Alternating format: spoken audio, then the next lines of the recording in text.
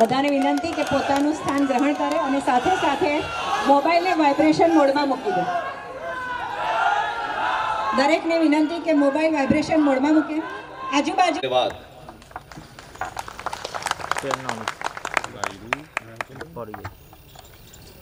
आज के इस सभा के आयोजक, मुंतजमीन, ऑर्गेनाइजर,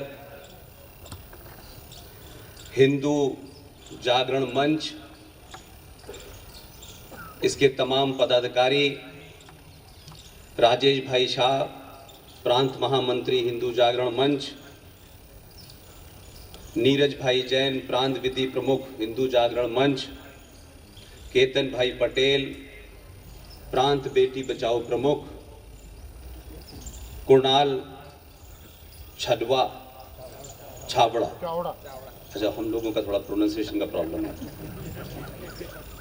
भरूच जिले के अध्यक्ष हिंदू जागरण मंच, दीपिका शाह, भरूच जिला उपाध्यक्ष हिंदू जागरण मंच, रोहित भाई पटेल, भरूच जिला महामंत्री हिंदू जागरण मंच, कुणाल भाई राणा, जिला बेटी बचाओ प्रमुख हिंदू जागरण मंच, किशन भाई वघेला, भरूच जिला युवा आयाम, जिगर भाई जादव, जिला विधि आयाम हिंदू जागरण मंच और तमाम समस्त कार्यकर्ता और भरूच के गणमान्य नागरिकों, मेरे बुजुर्ग, मेरे हम उम्र नौजवान साथियों, मेरी माएँ, बहनें, बेटियां,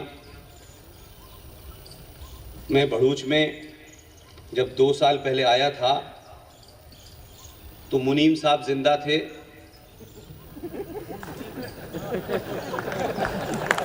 और अब वो नहीं हैं. हमारी परंपराओं में जाने के बाद उन्हें श्रद्धांजलि जरूर दी जाती है, तो भरूच जिले को श्रद्धांजलि देनी चाहिए. साथ ही साथ ऐसा मुनीम दोबारा पैदा ना हो भरूच में, इसकी कामना करनी चाहिए.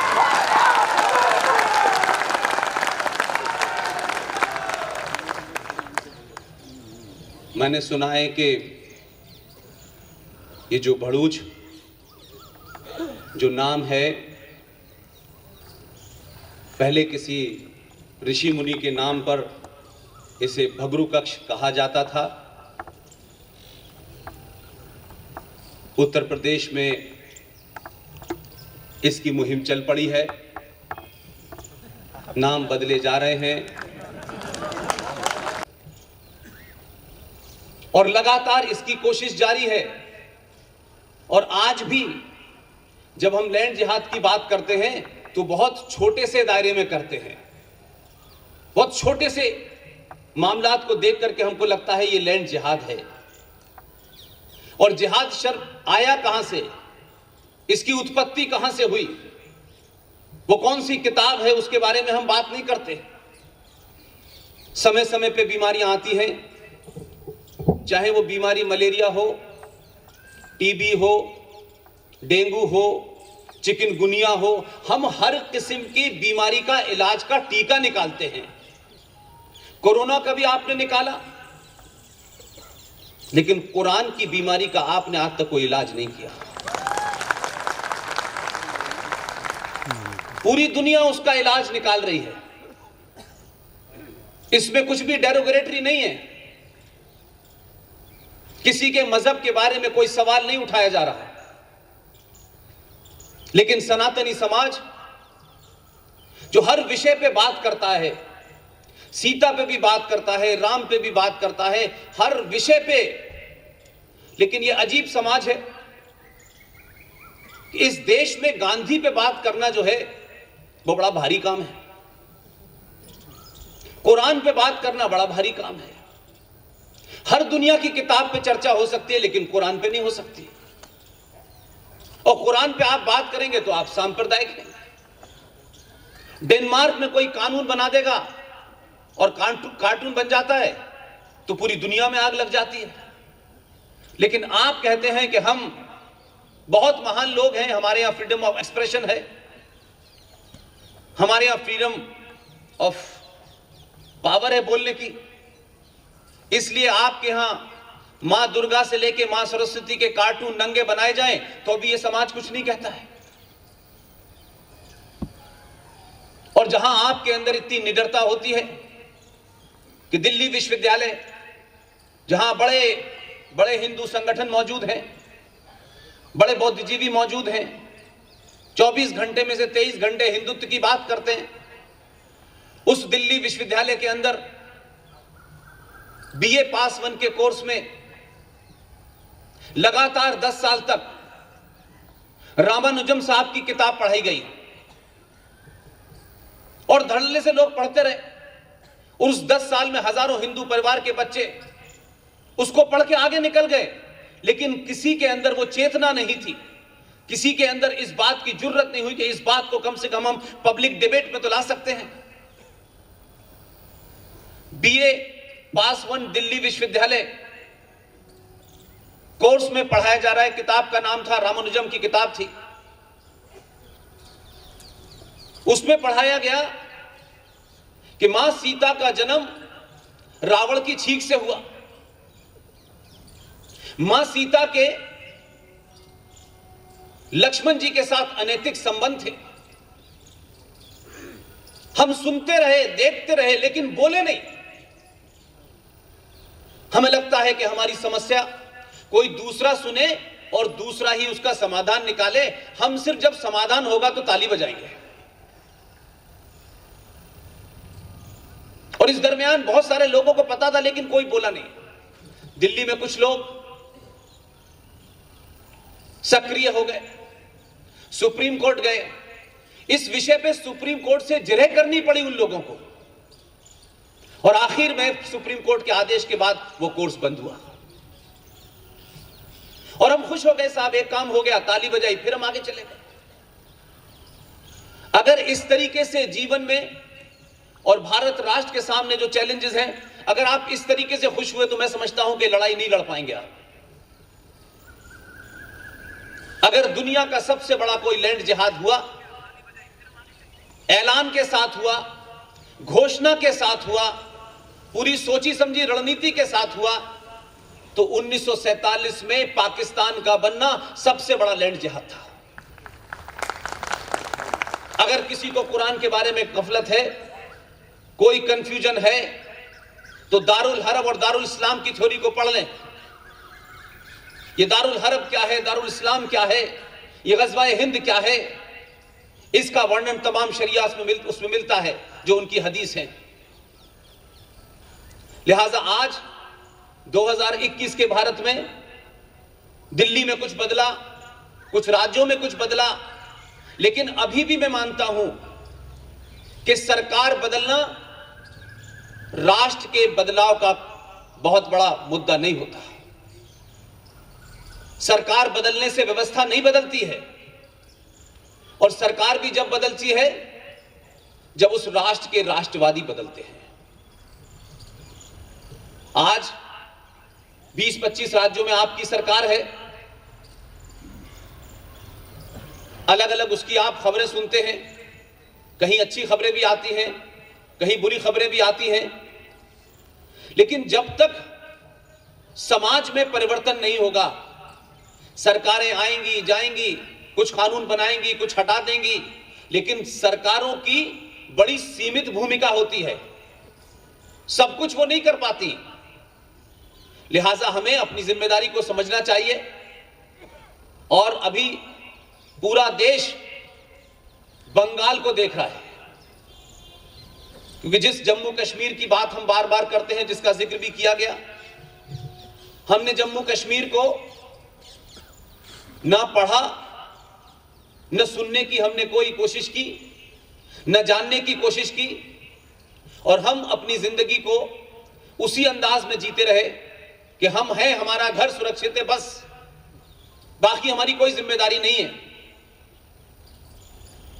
मैं ये बात बार बार इसलिए कहता हूं कि गुजरात, भरूच, बड़ौदा और कच्छ से लेकर के जितने भी आपके जिले हैं, दिल्ली है, दिल्ली भारत की जब ही सुरक्षित रह सकती है जब तक आपकी सीमाएं सुरक्षित रहे और आपकी सीमाओं को कोई भेद नहीं पाए, इसके लिए सेना के लोग काम करते हैं। लेकिन उसके बावजूद भी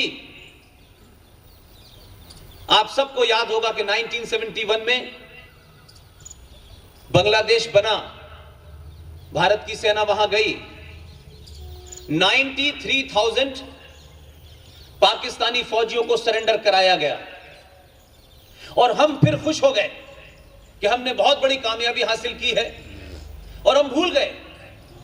लेकिन जिन लोगों से आपकी वैचारिक नहीं, वैचारिक बातचीत तो झगड़ा तो हो सकता है किसी से, आपके विचार कुछ हो, मेरे विचार कुछ हो, लेकिन जिनका सिद्धांत ही इस बात पर रखा हो कि मेरे नबी और अल्लाह के अलावा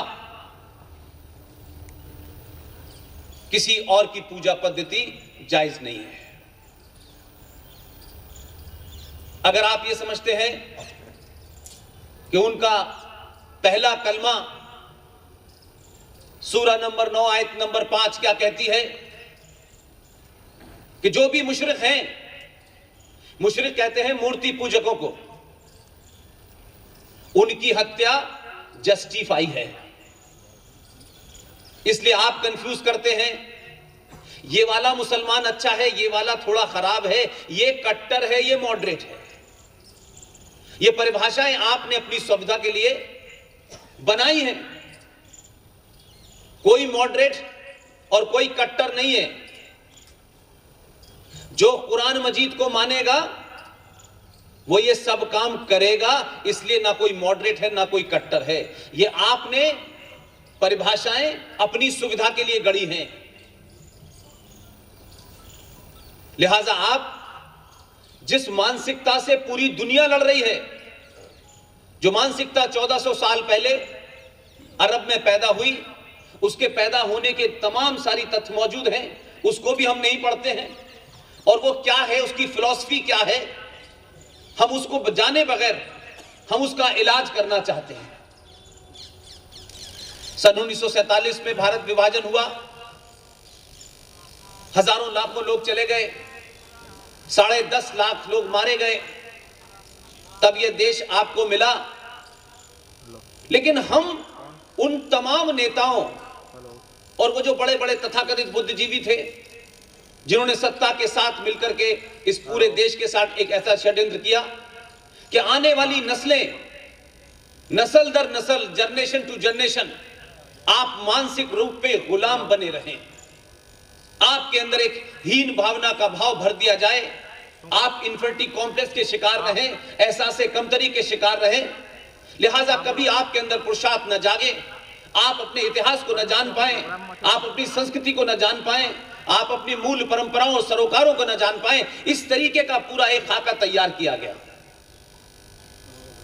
न उस दौर में बहुत सारे लोग लड़े, बहुत कम लोग थे, उन्होंने पूरी कोशिश की, लेकिन कुल मिलाकर के पूरे समाज ने उस पूरी मानसिकता को एक्सेप्ट कर लिया। जो समाज छोटे छोटे बातों पे तर्क करता हो, हर बात में अच्छे बुरे की बात करता हो, जिसकी परंपरा में शास्त्रार्थ हो, उस समाज ने कभी यह नहीं पूछा कि भाई भारत के अंदर किस डॉक्यूमेंट में लिखा हुआ है कि 15 अगस्त 1947 को भारत आजाद हुआ था। न तो ब्रिटेन की लाइब्रेरी में है, न उनकी पार्लियामेंट में कहीं है, न उनके संविधान में है, न हमारे संविधान में है, लेकिन हम 15 अगस्त 1947 को भारत आजाद हुआ था इसकी रट लगाए हुए हैं। और क्योंकि आप खामोश रहते हैं और उनको पता चल गया है कि जो कुछ इनको बता दोगे, जो कुछ लिख दोगे, ये सिर्फ पढ़ लेते हैं और पास होने के लिए उसे एग्जाम में वही बात लिख के आते हैं, भले ही वो हकीकत में झूठी हो। तो एक झूठ नहीं, क्योंकि आपकी खामोशी ने सत्ताओं पर बैठने वाले लोगों को लगातार इसकी जारी रखने की इजाजत दी। संविधान बना, संविधान कैसा बना आप सब जानते हैं। संविधान में क्या था, क्या नहीं था, ओरिजिनल संविधान क्या था। हो सकता है आज बहुत से युवा पूछते हो कि इसकी रिलेवेंस क्या है, जब तक अपने पास्ट को नहीं जानोगे तो वर्तमान में कभी ठीक नहीं रह सकते, और अगर वर्तमान को ठीक कर दोगे तो फ्यूचर कभी खराब नहीं हो सकता। लिहाजा आज ये छोटी छोटी बात इसलिए बार बार कहता हूं कि हमें हर चीज की कहीं ना कहीं से इंस्पिरेशन मिलती है, और हमारे अंदर बहुत सारे ऐसे भाव पैदा होते हैं जिससे हमें उस जानने की जिज्ञासा होती है, और जब हम जान जाते हैं तो हमारे अंदर एक बल पैदा होता है, और वही बल है कि आज पूरे देश में 10-12 लोग, इस वक्त जब मैं आपसे बात कर रहा हूं, चाहे मेजर जनरल जीडी बख्शी हो, चाहे हाल के दिनों में आपने सुशील पंडित के ऊपर एक बड़ा हमला होने से बचे की खबर सुनी हो, ललित अंबरदार साहब हो, मेजर जनरल जीडी बख्शी हो, ये देश में कहीं ना कहीं मेरी तरह कुछ ना कुछ बात कह रहे हैं इस वक्त। आखिर क्या वजह है कि इन लोगों को लोग सुन रहे हैं? न हमारा किसी राजनीतिक दल से कोई संबंध है, न किसी सामाजिक संगठन से कोई हमारा संबंध है, न हम करोड़पति हैं, न हमारे पास कोई लाव लश्कर है। हम साधारण से लोग हैं, साधारण परिवारों से आए हैं। और क्या वजह है कि आप उस राज्य के लोग हैं कि आपके एक आदमी को तो पूरी दुनिया सुनती है और आप मुझे सुनने आए।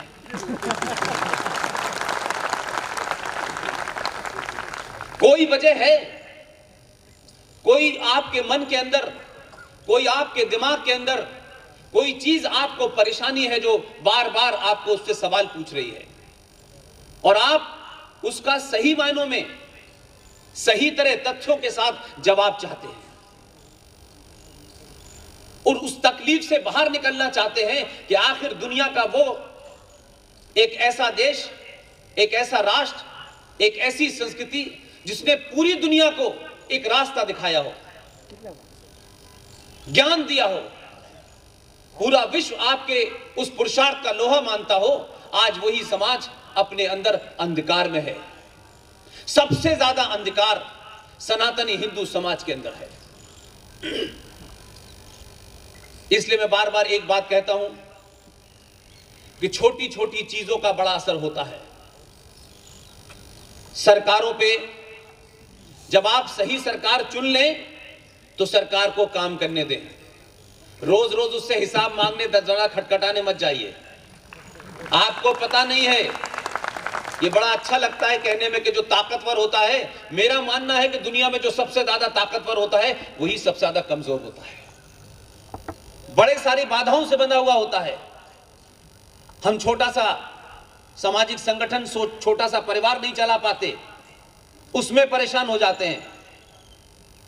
लेकिन शायद हमें इस बात का बोध नहीं है कि 70 सालों तक इस भारत को कैसे रौंदा गया है। स्टेट ने रौंदा है, सरकारों ने रौंदा है। आपकी सरकारें आपके राष्ट्र के खिलाफ काम कर रही थी। आप चाहते हैं 6 साल में सब ठीक हो जाए, ये मुमकिन नहीं है। हम बहुत दिन बाद जागे हैं, इसलिए जब आप जागे, और मैं बार बार ये कहता हूं कि गुजरात में आता हूं, आपकी मोहब्बत है, जगदीश भाई के शब्द हैं, मैं कोई बड़ा काम नहीं कर रहा, और खासतौर से गुजरात में आकर के तो मुझे ये लगता नहीं है, बिल्कुल नहीं लगता। उसकी वजह है, मैं गुजरात इसलिए आता हूं, अगर मेरा बस चले तो मैं बिना बुलाए भी आ सकता हूं, लेकिन मेरे आने के पीछे का कारण है, इसलिए कि आप वो लोग हैं कि जीवन में गलती करते भी हैं तो इतने गाजे बाजे के साथ उसका प्रायश्चित भी करते हैं।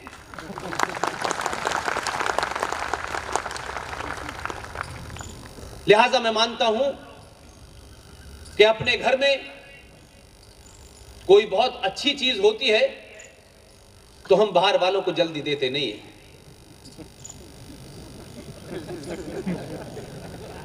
आपने तो जिस हीरे को 15 साल तराशा था उसे देश को दे दिया है।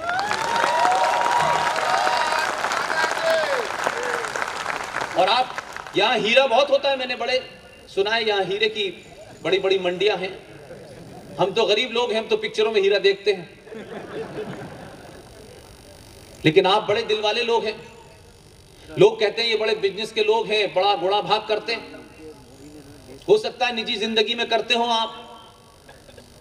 2014 में एक दिया, 2019 में दूसरा भी आपने दे दिया। जब समाज के अंदर पुरुषार्थी पैदा हो तो आप इस बात का यकीन करें कि आपने पिछले 70 सालों में सरकारें ठाकुर, ब्राह्मण, यादव, दलित, ऊपर नीचे, अगड़ा पिछड़ा होकर चुनी, उसका फल और उसकी सजा आपको मिली। आप पहली बार आपने 2014 में सरकार नहीं चुनी, पहली बार भारत राष्ट्र के लोगों ने, सनातनी हिंदू ने अपने स्वार्थों से ऊपर उठ करके एक ऐसा आदमी चुना और उसको यह एहसास कराया कि तुम्हें हम सड़कें बनाने के लिए नहीं चुन रहे हैं। सड़कें तुमने बहुत गुजरात की अच्छी बना दी है, सड़कें तो बनती बिगड़ती रहती हैं, टूटती रहती हैं, ये कोई बड़ा महत्व नहीं है। तुम्हें हमने राष्ट्र बनाने के लिए चुना है। और यही भाव है, यही भाव है कि पूरे देश का माहौल बिगड़ा हुआ है और ये माहौल अभी बिगड़ेगा। अभी बहुत सारे शाहीन बाग पैदा होने हैं और हम चाहते हैं कि जितने ज्यादा होंगे उतना ही राष्ट्र मजबूत होगा। इसलिए सरकार के बदलने से लोग परेशान नहीं हैं। यह पहली बार हो रहा है कि राष्ट्र बदल गया है तब सरकार बदली है। लिहाजा आपने एक नहीं बहुत सारे पुरुषार्थी दिए, लेकिन उनका वर्णन करने में आप लोग बड़े कंजूस लोग हैं। अपने लोगों की तारीफ खुल के नहीं करते हैं आप। हमारे यहां तो ऐसे की तारीफ होती है कि जो तारीफ के लायक ही नहीं होते। हमने तो इतनी तारीफ की और आज तक ये समझ नहीं पा रहे कि उस 70 सालों में जो तारीफ की थी वो किस बुनियाद पे की थी, क्या वजह थी भाई। कभी हमने पूछा नहीं कि एक शख्स पैदा हुआ, उसने ऐसा कौन सा पुरुषार्थी काम किया था। क्या माउंट एवरेस्ट पे चढ़ा था वो, या समुद्र में छलांग लगा दी थी, या अंग्रेजों की गर्दन पकड़ ली थी। वो पैदा हुए तो पैदा तो बहुत सारे लोग होते हैं, देवी गौड़ा भी हुए थे, डेट पता है। लेकिन आपने कहा कि इस पुरुषार्थी को जिंदा रखना है, तो उन्होंने कहा नहीं नहीं, ऐसा करते हैं कि इन्हें बच्चों से विशेष लगाव था, यानी 14 नवंबर को हम इनका जन्मदिन मनाएंगे। इन बेचारे देश के बच्चों ने क्या कसूर किया था जिनका आपने आइडियल ऐसा बनाया है। ये बच्चे आपसे पूछेंगे बताओ 14 नवंबर को कौन पुरुषार्थी पैदा हुआ था, हम कैसे बहादुर बने, इस जैसे बहादुर बने। तो आप तो यही बता रहे थे। तो सही आइकॉन चुनना भी किसी समाज के लिए जरूरी होता है। और जब आइकॉन सही चुनते हैं और अपने घर के अंदर जो आपको कैलेंडर लगाने का शौक है, 2014 से पहले मैं दिल्ली में हूं, लाइन लगा करके बड़े बड़े सांसद सिफारिश भेजते थे, डायरेक्ट जाते थे कि हमें एक विशेष किस्म का कैलेंडर चाहिए, जिस कैलेंडर बनाने का आदमी आजकल लंदन में भागा हुआ है। बड़ा पसंद था कैलेंडर लोगों को, वही लगाएंगे हम। वो आदमी बाहर गया, कैलेंडर यहां बंद हो गया और अब एक दूसरा कैलेंडर लग गया है, जो सुबह 6 बजे भी बोलता है और रात के 12 बजे भी बोलता है। और जब खाली समय होता है तो मन की बात में भी कहता है। और आप जब बोलते हैं, अपनी बातों को तथ्यों पर रखते हैं, राजनीतिक भाषण एक अलग बात है, तो दुनिया आपको सुनती है। दुनिया भारत को 1947 से नहीं देखती, जो हमें बताया गया कि एक लंगोटी वाला आया था और उसने चरखा चलाया और अंग्रेज डर के भाग गए। ये सुनने में अच्छा लगता है। ऐसी बातें हम लोग करते रहते हैं क्योंकि हमारी आदत है कि हम बुरे को भी अच्छा कहते हैं। इसलिए आज जब आपके आदमी ने इसी गुजरात के अंदर किसी को छोटा नहीं किया, किसी के मान सम्मान में कमी नहीं की, लेकिन इतनी ऊंची बिल्डिंग बनाई है और वहां से इतनी ऊंची मूर्ति लगाई है कि लोगों को लेट के भी नजर आती है। और जब आप उसकी मूर्ति देखते हैं तो उसके किस्से भी सुनते हैं, फिर समाज में उस पर बातचीत भी होती है। और जब बात होती है तो 370 की बात आपने कही, मैं उस तथ्य की तरफ आपका ध्यान दिलाना चाहता हूं कि धारा 370 को लेकर के बहुत बहसें सुनी होंगी आपने। धारा 370 किस मकसद से आई थी, क्यों आई थी, आप सबको पता होगा, अब तो वो चली भी गई। वो आए थे जिन्हें 12 साल गद्दारी के जुर्म में भारत के पहले प्रधानमंत्री जवाहरलाल नेहरू ने जेल में रखा। उनका नाम था शेख मोहम्मद अब्दुल्ला। वो दिल्ली आए थे और धारा 370 के बारे में अलग अलग नेताओं से मिले। और कुछ लोग अपने आप को जरूरत से ज्यादा चतुर समझते हैं, लेकिन वो होते नहीं हैं। उनके पास भी गए, चाचा के पास। चाचा ने कहानी सुनी, वो समझ गए, क्या कहते हैं कि भाई ऐसा मामला है, इसको मैं सॉल्व करूंगा तो मुश्किल होगी, क्योंकि सबको पता है मेरे रिश्ते क्या हैं। उन्होंने अंबेडकर जी के पास भेज दिया। अंबेडकर जी ने पूरी कहानी सुनी आराम से और आखिर में एक ही वाक्य कहा, और मैं जो कुछ भी आपसे कह रहा हूं उसमें प्रेजेंटेशन तो हो सकता है डिफरेंट हो, लेकिन सब कुछ अवेलेबल है, आप लोग देख सकते हैं। अंबेडकर ने कहा धारा 370 दे करके मैं भारत के साथ पाप नहीं करूंगा। लेकिन यह बात आपको बताई नहीं गई, क्योंकि अगर अंबेडकर का कद बड़ा हो जाता तो कुछ लोग छोटे हो जाते। पूरी राजनीति का संकट यह था। लेकिन उन्होंने अपनी चतुराई में एक और दांव खेला और कहा कि देखिए, मुझे विदेश यात्रा पे जाना पड़ रहा है और आप 370 को पार्लियामेंट में पास करा लीजिएगा। गलती से यह बात उन्होंने आप ही की धरती के निकले हुए एक पुत्र सरदार पटेल से कही है। सरदार पटेल बोलते कम थे, इशारों में बात ज्यादा करते थे। चेहरे से एक्सप्रेशन दिया, बिल्कुल हो जाएगी। वो चले गए। पार्लियामेंट की डिबेट को उठा के देख लीजिएगा आप। पार्लियामेंट में बहस हुई। सरदार पटेल ये भाप गए थे कि ज्यादातर लोग 370 के खिलाफ हैं। सरदार पटेल ने कहा, नेहरू जी चाहते हैं, इसके कुछ अंतरराष्ट्रीय मामला जुड़े हैं इसके साथ में, और वो चाहते हैं तो इसे हमें पास कर देना चाहिए। वो पास हो गई। लेकिन वो जो लोगों में गुस्सा था, उसके प्रति एक खास रिजर्वेशन था। सरदार पटेल ने पास होने के बाद कहा, अच्छा ऐसा है कि जो आपकी नाराजगी है उसका एक समाधान हो सकता है कि भाई हम इसको पास कर देते हैं, लेकिन हम इसके नीचे लिख देते हैं ये टेम्परेरी है। वो टेम्परेरी लिखी हुई थी आपके संविधान में। अब सरदार पटेल से बड़ा विजनरी कौन होगा? वो तो चले गए। उनको क्या पता था कि इसी धरती से कोई जाएंगे दो लोग और उस टेम्परेरी को परमानेंटली हटा देंगे। तो आप अपने जीते जी, न मेरी ये ख्वाहिश है, न मेरे साथ में जितने लोग हैं, न उनकी कोई ख्वाहिश है।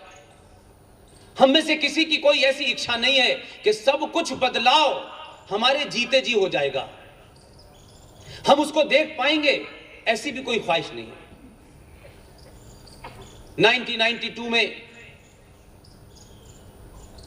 जो बाबर ने इस देश के अंदर धर्मनिरपेक्षता कायम की थी मंदिर तोड़ करके, उस 6 दिसंबर को मैं अयोध्या में था। तब से लेके अब तक कभी भी यह नहीं लगा कि यह काम हो जाएगा, लेकिन हमारे सामने हुआ। भारत की कोर्ट ने फैसला भी दिया, 40 दिन में दिया, और ऐसा दिया कि अगर सच मानिए किसी हिंदूवादी संगठन से भी आप ये कहते कि ये फैसला आप लिख लीजिए, तब भी वो हिंदूवादी संगठन ऐसा फैसला नहीं लिख सकता था। वो भी थोड़ा बहुत सेकुलर हो ही जाता, मस्जिद का कोना हल्का सा मंदिर से लगता हुआ बनवाई देता। इसलिए जब समझदारों को सत्ता पे बिठाया जाए और उनके पीछे बार बार इस बात का एहसास कराया जाए कि 100 करोड़ ने तुम्हें वोट दिया है, 30 करोड़ ने नहीं दिया है, ये वोट हमारा है, और तुम अगर इस सत्ता पे बैठे हुए भी तुमको कोई काम, कोई फैसला मजबूरी में, अंतरराष्ट्रीय दबाव में लेना भी पड़ेगा, तो हम उसे तुम्हें हटाने का बहाना नहीं बनाएंगे। नहीं, आप तो ऐसे समाज थे कि दिल्ली के अंदर एक छोटी लोकल सरकार को सिर्फ इसलिए आपने गिरा दिया कि प्याज के भाव बढ़ गए थे। हम प्याज पे सरकार गिराते हैं। आप वहां से चले थे और आपने 2014 में 283 दिए थे। आपने उनके ऊपर दोबारा से भरोसा जताया और कहा कि जो कमी पड़ रही है हम तुम्हारी कमी को हर बार पूरा करेंगे, लेकिन हमारी ख्वाहिशों को तुम पूरा करना। जब आपने ये किया तो 370 भी हटी, 35A भी हटी और राम मंदिर भी बना, और इस देश का सेकुलर प्रधानमंत्री भगवान राम, मर्यादा पुरुषोत्तम राम के मंदिर के भूमि पूजन में बिल्कुल 24 कैरेट के ऊपर बैठा। उसको कोई नहीं पता चिंता हुई कि मेरे बारे में लोग क्या सोचेंगे। जिनको जो सोचना है वो सोचें, उसको जो करना था उसने कर दिया, इतिहास लिख दिया। आने वाली नस्लें जब इसका जिक्र करेंगी तो कोई जज साहब का नाम नहीं जानेगा, सिर्फ राजा का नाम जानेगा।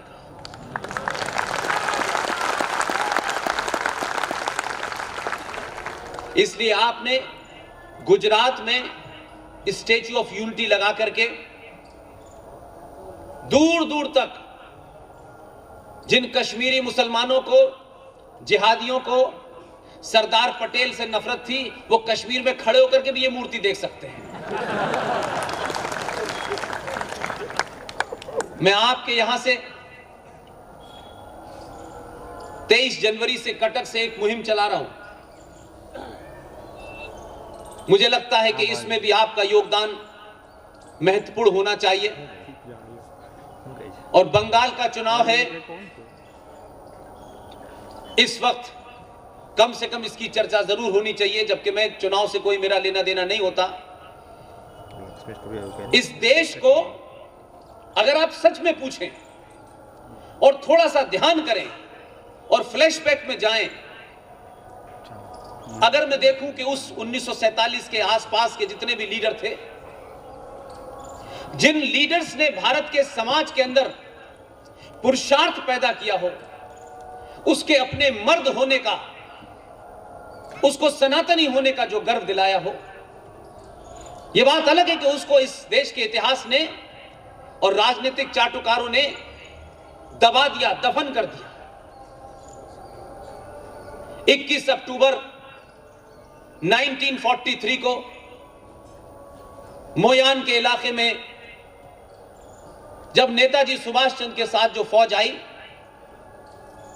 तो आप यकीन मानिए, जिस बंगाल को आज जिहादियों ने एक दूसरा कश्मीर बना दिया है, उस हर बंगाल में हर घर के बाहर बेटी, बेटा, महिलाएं, बुजुर्ग, जिसके हाथ में जो भी चीजें थी, लोगों के हाथ में डंडे थे, डंडे लेके खड़े हो गए थे कि सुभाष चंद्र बोस आएंगे, हम उनका स्वागत करेंगे। 21 अक्टूबर 43 में यूनाइटेड भारत का पहला प्रधानमंत्री घोषित हुआ, डाक टिकट जारी हुई, करेंसी जारी हुई, बैंक बना और दुनिया के 9 देशों ने, जिसमें यूएसएसआर शामिल था, भारत की आजादी की मान्यता दी। हमने ऐसे पुरुषार्थी को खो दिया, एक षड्यंत्र के तहत खो दिया। और जब ऐसे पुरुषार्थी समाज से हट जाते हैं और गुलाब का फूल लगाए लोग नजर आते हैं, तो समाज के अंदर उसी किस्म की प्रतिक्रिया होती है। इसलिए मैं मानता हूं, इस देश को सम्मान के साथ, इज्जत के साथ, बहादुरी के साथ जीने की अगर किसी एक आदमी ने कोशिश की, उसका नाम था सुभाष चंद्र बोस। क्या यह नहीं हो सकता कि गुजरात के लोग जो बड़े दानी हैं, कि हम दुनिया के अंदर एक नया मैसेज दें और ऐसा मैसेज दें कि जो यहां आए थे राज करने, भले ही उनके पूरे देश की जनसंख्या 6 करोड़ 25 लाख हो, लेकिन वो ग्रेट ब्रिटेन है।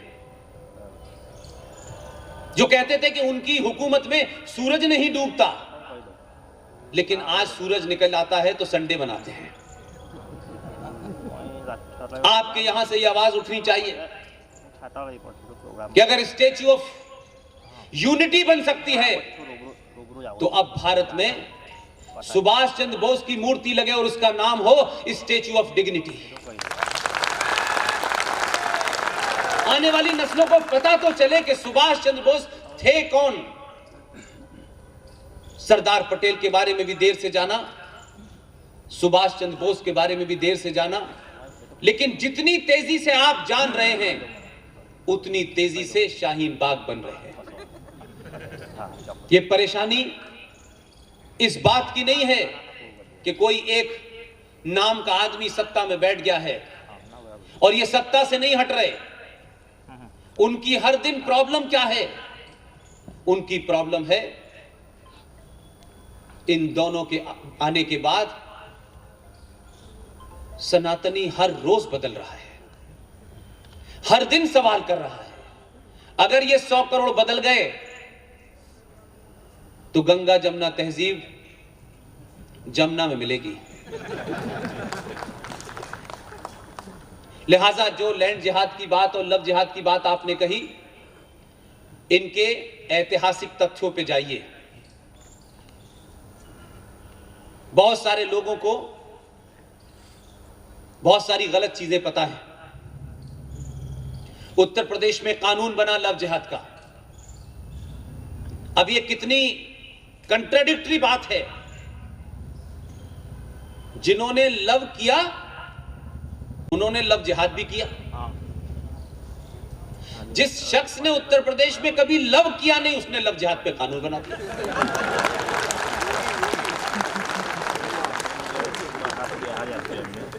और जब वहां कानून बना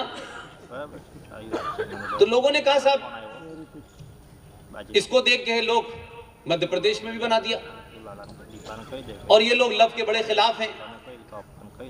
और ये जो आरएसएस के लोग हैं और ये जो बीजेपी के लोग हैं, ये तो इस तरीके के लोग ही नहीं हैं, ये तो महिलाओं में बड़ा डिस्क्रिमिनेशन मानते हैं, तमाम वगैरह वगैरह कहानियां चली। मैंने समय लिया, मैंने कहा इसका तोड़ लाता हूं तथ्यों के साथ। मुझे 1 साल लग गया, क्योंकि इस दरमियान आप जानते हैं कोरोना की वजह से मैं निकल नहीं पाया।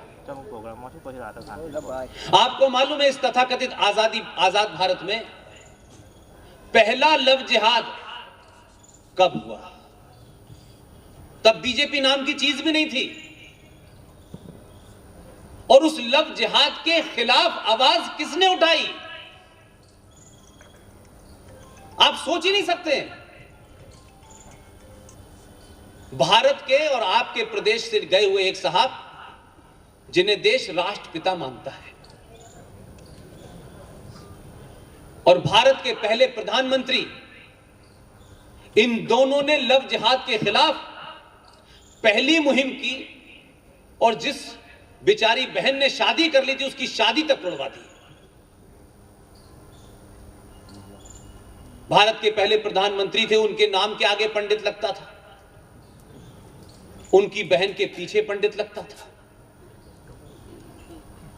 विजय लक्ष्मी पंडित, जो जवाहरलाल नेहरू की बहन थी, उनको सैयद हुसैन साहब से प्रेम हो गया और बिना बताई शादी कर ली। तो 1947 के हालात कुछ और थे, तो उन्हें लगा इसको करने से तो गड़बड़ी हो जाएगी, प्रधानमंत्री बनने पे सवाल न कहीं खड़ा हो जाए। तो दोनों को बुलाया गया और राष्ट्रपिता महात्मा गांधी ने उनसे कहा, तुम्हें इस मुसलमान के अलावा कोई दूसरा नहीं मिला था? और उनके जो चेले थे नंबर 1, दोनों ने मिलकर उस शादी को तोड़वाया और फिर इसका इंतजाम किया कि सैयद हुसैन साहब दोबारा मिल ना पाए। तो उन्हें इजिप्ट, मिस्र की राजधानी काहिरा में एम्बेसडर बना के भेज दिया। और आखिर में हुआ यह कि वो बेचारी फिर कभी सोवियत यूनियन की, कभी इंग्लैंड की में घूमती रही, लेकिन मिल नहीं पाई। और इस किताब का नाम है Musings and Memories by Ponty Pilot. और ये एक आर्मी अफसर थे जो काहिरा में उस एम्बेसी में पोस्टेड थे, जो हुसैन साहब से मिले और पूरी कहानी उन्हें बताई। और उस पूरी किताब 306 और 300 पेज नंबर 7 पर जिक्र है। तो आजाद भारत में हिंदू जागरण मंच, विश्व हिंदू परिषद, आरएसएस जिम्मेदार नहीं है इस लव जिहाद के। ये जो काम कर रहे हैं ये तो महात्मा गांधी और नेहरू के बताए रास्ते पे चल रहे हैं, इनकी कोई गलती नहीं है। इनको आप खामखा गाली देते हैं कि ये लव के खिलाफ है। लिहाजा मैं मानता हूं कि आप जब तथ्यों पे और तर्कों पे बात करेंगे तो लड़ाई ज्यादा आसानी से लड़ी जा सकती है। लिहाजा दूसरा, जब आप लैंड जिहाद की बात करते हैं तो मैंने सुना अभी उस पे कुछ, मुझे जगदीश महंत साहब ने कुछ बताया कि आपके यहां कोई कानून बन गया है, पास हो गया है, लेकिन आपको एक कानून के बारे में नहीं पता। आप जहां बैठे हैं यह आपकी जमीन नहीं है। आप 100 गज का प्लॉट खरीदते हैं, उसे किसी जिहादी से बचा लेते हैं, आप खुश होते हैं, क्योंकि इस समाज को एक घुट्टी पिला करके सुलाया गया। जिसने बोलने की कोशिश की उसकी या तो आवाज बंद कर दी या वो गायब हो गया। 2 कानून ऐसे हैं जिससे कि ये जो भारत आपको दिख रहा है वो ऐसा नहीं है। और कुछ लोग इस बात को शायरी के माध्यम से कहते थे और आपने कभी उस तरफ ध्यान ही नहीं दिया। ऐसे नहीं थे, कुछ लोग आपको उस तरफ शायरी के माध्यम से बता करके चिढ़ाने की कोशिश करते थे और आप रिएक्ट तक नहीं करा आपने, बल्कि उन लोगों की शायरी पे आपने ताली बजाई। तो उनको लगा ऐसा मूर्ख समाज कहां होगा कि जिन्हें हम गाली दे रहे हैं वो हमारी बात पे ताली बजा रहे हैं। और ये सिलसिला चला। आपको ताज्जुब होगा जो बात मैं आपको बता रहा हूं। हो सकता है कहीं सुनी हो, मेरे किसी पुराने लेक्चर में सुनी हो आपने, लेकिन आपने ये विषय रखा, इसलिए इन दोनों विषय के बारे में मैं आपको यथार्थ बताना चाहता हूं। 1991 में भारत की संसद ने एक निहायती जघन्य अपराध किया और वो अपराध यह था कि 1947 को यह भारत का विभाजन जिन बुनियादों पे हुआ हो वो विषय नहीं है इस वक्त। 712 से जितने भी आक्रांत आए, चाहे मुसलमान के रूप में आए हों, चाहे ईसाई के रूप में आए हों, चाहे पुर्तगाली के रूप में आए हों, वो यहां आए। उन्होंने यहां की संस्कृति को, यहां के मंदिरों को, यहां के मठों को नष्ट किया। जो आज रिकॉर्ड है भारत सरकार का, उसमें 30,000 मंदिर मुस्लिम आक्रांताओं ने तोड़े। और आपकी आस्था का केंद्र अयोध्या, बाबा विश्वनाथ और मथुरा, इनको इस तरीके से रखा गया कि आपकी नस्लें हमेशा यह देखें कि आप कितने कायर और डरपोक थे। उन्होंने मंदिर तो रखा, लेकिन मंदिर के ऊपर मस्जिद बनाई है। 1991 में जब राम मंदिर का मुद्दा अपने चरम पर था, नरसिम्हा राव की सरकार थी, आनन फानन में मैंने कहा कि हमको कभी कभी खुश होने के लिए भी सोचना चाहिए कि हम किस बात पे इतने उत्साहित हो जाते हैं। और हमेशा मैंने देखा कि ऐसी बातों में आपको छोटी सी कोई बात दी और इतनी बड़ी चीज आपसे ले ली और आपको अंदाजा नहीं होता। जब यह कानून बन रहा था तब कहा गया कि अयोध्या का मसला जो है वो अलग है, इसको बाहर कर दीजिए और बाकी को एक कानून बना करके प्लेसेस ऑफ वर्शिप एक्ट 1991 को संसद में मंजूरी दे दी गई। और इसके तहत कहा गया कि 15 अगस्त 1947 के बाद से जो भी मंदिर हैं, जो भी मठ हैं, जो भी उनके कब्जे हैं, उनकी यथास्थिति रहेगी, उन्हें बदला नहीं जाएगा। वो किसके कब्जे में है आप सबको पता है। और फिर 1992 हो गया, यानी 91 में यह भूमिका तय हो चुकी थी कि यह होगा। तो लोगों को उठा के बताना चाहिए था कि आखिर ये प्लेसेस ऑफ वर्शिप एक्ट क्या है। उसको भी हमारी टीम के एक युवा साथी विष्णु शंकर जैन ने सुप्रीम कोर्ट में चैलेंज किया हुआ है। हमें पूरी उम्मीद है कि अगर सुप्रीम कोर्ट के अंदर तथ्यों पे, लॉजिक पे, रीजनिंग पे और पुराने फैसलों के ऊपर मद्देनजर अगर फैसला होगा तो हमारे हक में होगा। और जो सबसे ज्यादा खतरनाक काम हुआ, जिसकी तरफ मैं आपका इशारा और आपका जो टॉपिक है उसको बताना चाहता हूं। 1993 में बिना किसी से पूछे, ना उसकी कोई चर्चा हुई और उसकी जरूरत क्या थी यह हमने नहीं समझा, और यकायक कांग्रेस पार्टी के कुछ लोगों को लगा कि इस देश में 5 पंथ अल्पसंख्यक हैं। उसकी ना तो कोई डेफिनेशन तय हुई, ना कोई बेसिस तैयार किया गया। लेकिन 1992 में कांग्रेसी प्रधानमंत्री के रहते हुए बाबरी मस्जिद जो थी मिसमार हो गई, तो मुसलमानों को अननेसेसरी अपीज करने के लिए आपने नेशनल कमीशन फॉर माइनॉरिटी लाए। एक आदेश के तहत 50,000 पारसी, 1.5% सिख, 1% बौद्ध, 3.5% क्रिश्चियंस, ईसाई और 19% 93 की बात कर रहा हूं, मुसलमानों को आपने अल्पसंख्यक घोषित कर दिया और अल्पसंख्यक आयोग बना दिया। जबकि संविधान के हिसाब से सिख भी हिंदू था और बौद्ध भी हिंदू था।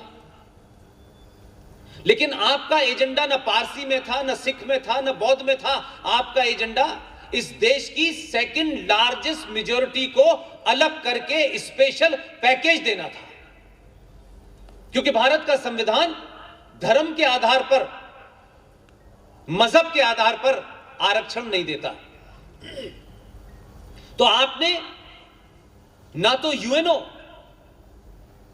अगर यूएनओ की परिभाषा में हम जाएं तो उसमें भी कहा गया है कि किसी जगह की टोटल पॉपुलेशन का 1.5%, 1.5% अगर कोई है, वो लिंग्विस्टिक है या रिलीजियस है, उसे माइनॉरिटी माना जाएगा। लेकिन हमारे यहां 21 करोड़ मुसलमान उस वक्त माइनॉरिटी में थे और इस षड्यंत्र के तहत करोड़ों करोड़ों रुपए का budget national commission for minority का बना दिया गया।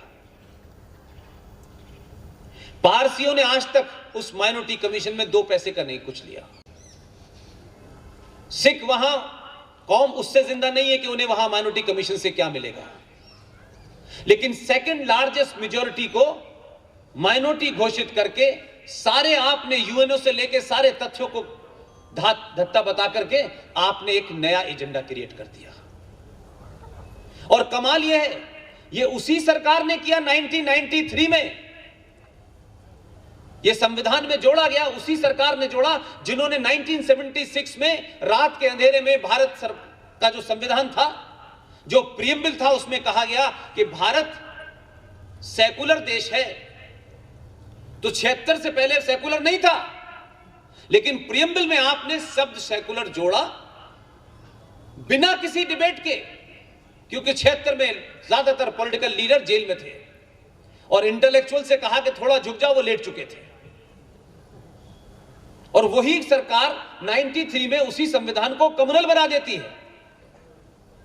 एक सेकुलर राष्ट्र के अंदर अगर वो है भी तथाकथित तौर पे, जिसको लिखने के बाद, तो जब सेकुलर राष्ट्र ये कहता है, संविधान ये कहता है कि सब बराबर हैं, तो फिर ये 21 करोड़ लोग अलग क्यों हैं? इनके साथ विशेष रियायत क्यों है? लेकिन ये हुआ। उस पे दूसरा जघन्य अपराध क्या हुआ कि खामोशी से हर राज्य के अंदर एक माइनॉरिटी कमीशन बन गया। यानी आपने अपीजमेंट के अंदर अपीजमेंट कैसे हो सकता है? कैसे इस राष्ट्र के खिलाफ जो ताकतें सन 1947 में यहां रह गई थी पाकिस्तान बनवाने के बाद, कैसे आपने उन्हें ताकतवर बनाया? हर राज्य के अंदर एक माइनॉरिटी कमीशन बन गया। 2011 का सेंसस जो सरे मंजर है, सब कोई देख सकता है। 2011 का सेंसस भारत का यह कहता है कि भारत के 9 राज्यों में हिंदू माइनॉरिटी में है। जब यह सेंसस आया तो इस पे बहस हुई, लेकिन तब भी किसी ने इस माइनॉरिटी कमीशन के एग्जिस्टेंस पे सवाल नहीं पूछा। लेकिन मेरा सवाल, जो हमारी टीम के एक साथी अश्वनी उपाध्याय से सुप्रीम कोर्ट में लड़ रहे हैं, उसमें उन्हें कुछ ऐसे फीलर्स मिले हैं कि सरकार के अलावा सुप्रीम कोर्ट भी कुछ उस पर बात करना चाहती है। लेकिन झूठ देखिए कि हर राज्य का जो माइनॉरिटी कमीशन है उसका बजट अलग से है, उसका भी करोड़ों में बजट है और वो भी अलग से है। और वो बजट क्या करता है कि लक्षद्वीप नाम की एक जगह है, एक एग्जाम्पल के लिए दे रहा हूं, वैसे तो मिजोरम है, मणिपुर है, नागालैंड है, पंजाब है, कश्मीर में, लक्षद्वीप है, ये सब जगह हिंदू माइनॉरिटी में है। लेकिन लक्षद्वीप की टोटल पॉपुलेशन में 97.5% मुसलमान हैं, 2.5% हिंदू हैं। लेकिन वहां के राज्य का माइनॉरिटी कमीशन की परिभाषा यह है कि 97.5% मुसलमान माइनॉरिटी में हैं और 2.5% हिंदू मेजॉरिटी में है।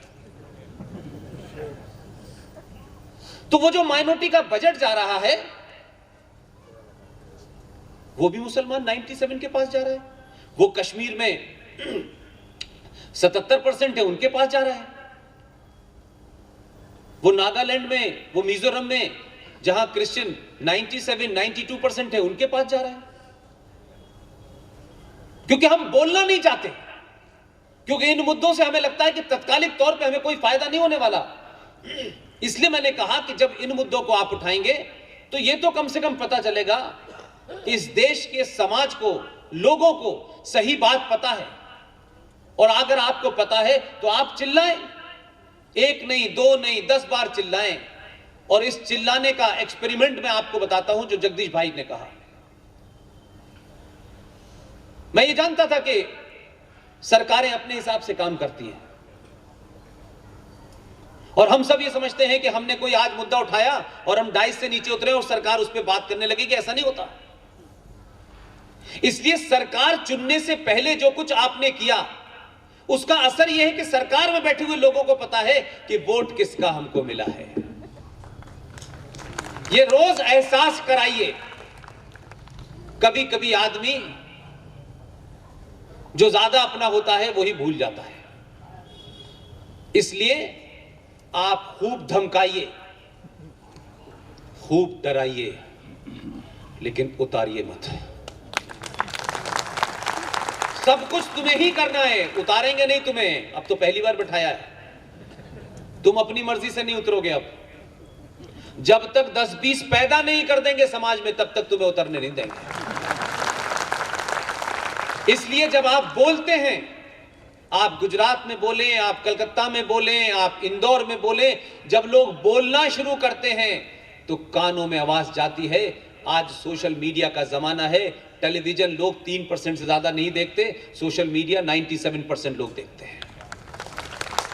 और आपने जिस डॉक्टर को भेजा है वो इस फन का मालिक है, उसको पता है। उसको तो वो क्या चलता है, वो एक बच्चों का खेल है पबजी, उसको तो पबजी तक का पता है। ऐसा नहीं कि उसको पता नहीं है। ऐसे में अपनी आवाज को बुलंद करेंगे, और जब आप बुलंद करते हैं तो आपकी आवाज सुनी जाती है। आर्टिकल 35 पे इसकी जीती जागती मिसाल है।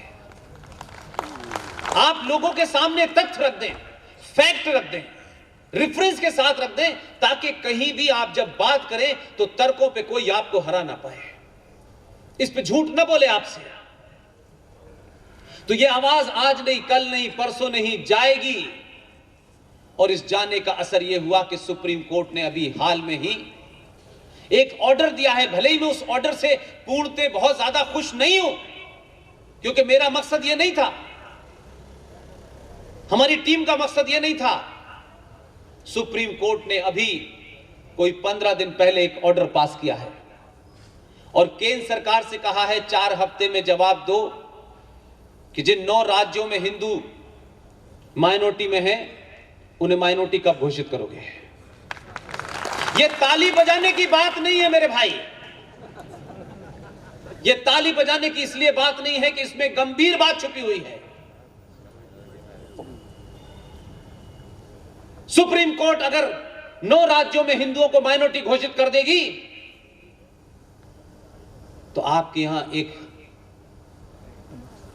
कंपटीशन शुरू हो जाएगा। सरकार की मदद लेनी है तो पहले माइनॉरिटी में हो। मुझे नहीं चाहिए, मैं नहीं चाहता। 2000 सेंसस का जो मेरा आंकड़ा है वो किसी तथ्य को काटने के लिए है। हिंदुस्तान में हिंदू माइनॉरिटी में हो और इस पे खुशी मनाई जाने लगे, इसका मतलब है दिवालियापन शुरू हो गया है। इन कारणों पे जाइए कि पहले कश्मीर में था, 9 राज्यों में हुआ कैसे। क्या माइनॉरिटी का स्टेटस मिलने से कुछ सरकारी इमदाद मिल जाएगी तो क्या इस देश में बहुसंख्यक अल्पसंख्यक होना शुरू हो जाएंगे। लेकिन सुप्रीम कोर्ट ने कुछ तो कहा, इसलिए मैंने कहा कि जब आप जोर से बात उठाएंगे, चिल्लाएंगे, तो सरकारों में बैठे हुए लोग सुनते हैं कि उनको मालूम है कि साल में एक बार तो वोट लेने आना ही पड़ता है। लिहाजा आप 95 का जो जघन्य अपराध है, जो विषय आपने रखा है, इसकी चर्चा नहीं हुई। जब हिंदू जागरण मंच, इसके युवा जब ये काम करते हैं तो हो सकता है कि समाज के पॉलिटिकली करेक्ट तथाकथित इंटेलेक्चुअल्स, समाज में संभ्रांत लोग इन बातों को सुनना नहीं चाहते हैं। उनको लगता है नहीं नहीं नहीं नहीं नहीं, हमें सबको मिलकर रहना है, ऐसे रहना है, वैसे रहना है, हमें ये मुद्दे नहीं उठाते। जो लोग ये बात कहते हैं वो मान लें, वो कैंसर को अपने अंदर पाल रहे हैं, उसका इलाज नहीं करना चाहते हैं। कैंसर का जितनी जल्दी इलाज हो जाए, जिंदगी उतनी आसान बच जाती है। जितनी देर में करते हैं, पैसा भी खर्च होता है और मौत भी हो जाती है।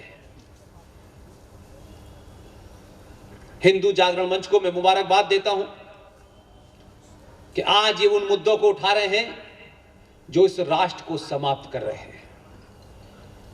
ये कम से कम उन मुद्दों से आपको अवेयर कर रहे हैं, लेकिन इनकी जानकारी में, इनकी मुहिम में मेरी पूरी ताकत है और यह ताकत सिर्फ मैं उसी अंदाज में दे सकता हूं जिसके लिए मैं जाना जाता हूं।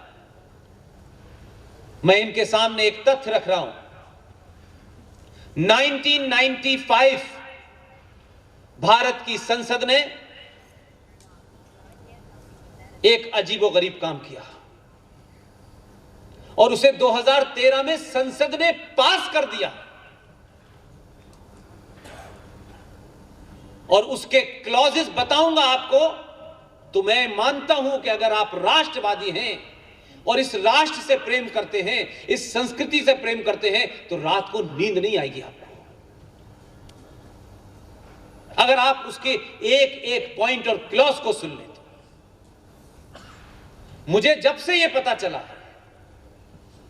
टॉपिक आप कोई भी रखिए, मैं इन मुद्दों को इसलिए उठाता हूं कि एक लड़ाई तत्कालिक लड़ाई होती है, इमीडिएटली बिजली नहीं आ रही, पानी नहीं आ रहा, पेट्रोल महंगा हो गया, ये चलता रहेगा।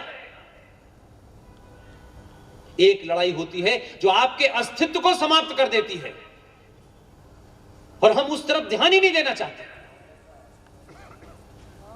95 में जघन्य अपराध हुआ जिसे मनमोहन सरकार ने 2013 में इतना मजबूत कर दिया है और इतनी खामोशी से किया है और विपक्ष में बैठे हुए लोगों ने इस मुद्दे को जनमानस तक नहीं पहुंचाया। मेरी शिकायत नहीं है, राजनीतिक लोग हैं, उनके नफा नुकसान का मामला होगा, इसलिए मेरी राजनीति से कोई मतलब नहीं है। इसीलिए मैं आप तक ये बात पहुंचाना चाहता हूं और अगर शायद ये मुद्दा आज आप न रखते तो मैं इसको रेफरेंस में कहता। 1923 में एक वक्फ बोर्ड बना था, 1956 में उसमें अमेंडमेंट किया गया, फिर 95 में किया गया और 2013 में आपके हाथ से सब कुछ निकल गया। वक्फ प्रॉपर्टी एक्ट 2013 भारत की पार्लियामेंट में पास हुआ है। आप लोग जाइएगा, गूगल पे तलाश कीजिएगा, वक्फ प्रॉपर्टी एक्ट के प्रोविजन पढ़ लीजिएगा, आपको नींद नहीं आएगी, बता रहा हूं मैं। आपको उठ के लगेगा कि जिस घर में आप रह रहे हैं ये आपका होगा भी कि नहीं होगा 2 साल के बाद। एक वक्फ बोर्ड बना था जो मुगलों के नाजायज वारिस यहां रह गए थे कि ये कब्रें, ये मकान, ये किले विले सब साफ देखेंगे, तब तक तो ठीक था। अब उसमें अमेंडमेंट होके मालूम है क्या हो गया है? ये जो छोटे भाई का पजामा बड़े भाई का कुर्ता पहनने वाली फौज है, इनका ये जो वक्फ प्रॉपर्टी एक्ट है, इस पे ये मुसलमान कभी नहीं बोलता है। ऐसे सारे कानूनों पे तो शांत रहता है। आप देखिए कि कितने समझदार हैं कि जो काम उनके हक में इलीगल तरीके से हो गए हैं उसको एंजॉय करता है, उस पर चर्चा नहीं करता और यह भी इंश्योर करता है कि 100 करोड़ लोग भी उस पर चर्चा न करें, इसलिए कि आपको शत्रु बोध है ही नहीं। आप उस शत्रु का नैरेटिव चलाते हैं, दिन रात चलाते हैं, उसी के गुणगान करते हैं, उसी का नारा लगाते हैं, लेकिन यह पता नहीं चलता है कि बैठे बैठे हम तो शत्रु की बात को ही आगे बढ़ा रहे हैं, हमें अंदाजा ही नहीं है। उसने पूरे देश को पता नहीं लगने दिया। गलत हो सही हो, यह बहस की बात अलग हो सकती है। वो शाहीन बाग पे इसलिए नहीं बैठे थे कि उनको पता नहीं था कि इस एक्ट में क्या है, उनको बखूबी पता था, जरूरत से ज्यादा पता था। लेकिन वो ये जानते थे कि अगर हमने आज खुल के चिल्ला करके इस बात पे चिल्लाया नहीं, ये वो जानते थे कि हम गलत प्रोटेस्ट कर रहे हैं, उनको पता था। लेकिन उन्होंने पूरी दुनिया में मैसेज दिया कि दोबारा एनआरसी लेके मत आना, हम पूरे देश में आग लगा देंगे। वो जानते थे कि सीए क्या है, इसलिए आपको दूसरी तरफ ध्यान रखा और वक्फ प्रॉपर्टी एक्ट 1995 और 2013 में उसको बना, पास हो गया। किसी नेता ने, किसी संगठन ने इस पे कमरों में बैठ करके डिबेट तक नहीं की। इतने सेमिनार, इतने संगोष्ठी, इतने भाषण होते हैं, इन मुद्दों को समाज को बताया ही नहीं गया। क्योंकि ये तो वोट नहीं दिलाते ना हमको। इस एक्ट के तहत वक्फ बोर्ड, जिसमें 90% निपट जाहिल हैं, उसका सेक्शन 40 यह कहता है कि जगदीश महन साहब के घर को गुजरात का वक्फ बोर्ड रात में आके इनसे कहे कि जगदीश साहब, ये जो मकान आपका है जिसमें आप रह रहे हैं, ये वक्फ बोर्ड की प्रॉपर्टी है। तो जगदीश साहब थोड़ी देर के लिए कागज वागज दिखाएंगे, वो आपको एक्ट दिखाएगा कि वक्फ बोर्ड के लोग जिस जगह को जाके उसको कहें कि ये वक्फ की प्रॉपर्टी है, उसमें संसद ने उनको ताकत दी है कि वक्फ बोर्ड के 2 लोग, they will order the district magistrate, the word is order, they will order the district magistrate to complies the order of 2 idiots कि इनका मकान 24 घंटे में खाली करा दें। डिस्ट्रिक्ट मजिस्ट्रेट को इनका मकान खाली कराना है और फिर आके वक्फ बोर्ड को बताना है कि हमने खाली करा दिया है। और उसके बाद जगदीश साहब को अपील करनी है तो वक्फ बोर्ड की जो कोर्ट है उसमें अपील करेंगे जाके कि ये मेरा घर है। उसके बाद ये हाई कोर्ट जाएंगे, तब तक ये बीवी बच्चों के साथ घर के बाहर बैठे रहेंगे। और ये चला, इसके साथ साथ आप एक ट्रेंड देखिए पूरे देश में, तब आपको समझ में आएगा कि ये हो क्या रहा है। वो ट्रेंड क्या है कि आपने नेशनल हाईवे देखे होंगे, बड़े सारे पार्क देखे होंगे, बड़ी सारी सरकारी जमीनें जो खाली पड़ी हुई हैं वो देखी होंगी। यकायक आप देखते हैं कि जहां कल कोई कुछ नहीं था, वहां जाने कौन सा फकीर मर गया, एक वहां मजार बन गई और हरे रंग की चादर डल गई, और एक बेचारी दुखी सी औला वहां बैठी हुई पंखा जल रही, वो मजार बन गई। अब उस मजार को जो सरकारी जमीन पर है, वक्फ बोर्ड ने कहा ये हमारी जमीन है, खत्म होगी बात, मजार नहीं हटाई जा सकती। इसलिए बहुत तेजी से सरकारी जमीनों के ऊपर मस्जिदें बन रही हैं, मजारें बन रही हैं, जंगल में बन रही हैं, नेशनल हाईवे पे बन जाती है। ये घोड़ा बाबा की कब्र है, ये कुत्ता बाबा की कब्र है।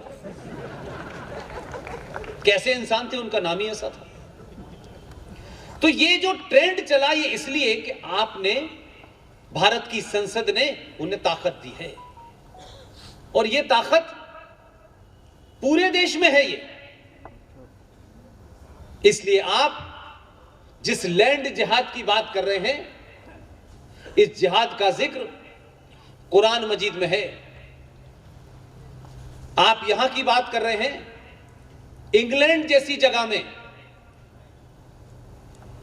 जहां अभी कुछ दिन पहले लोग गए हैं, ऐसे कई पूरे पूरे इलाके हैं जहां बोर्ड लगा हुआ है, non Muslims are not allowed. England में जो दुनिया को ज्ञान बांट रहे थे,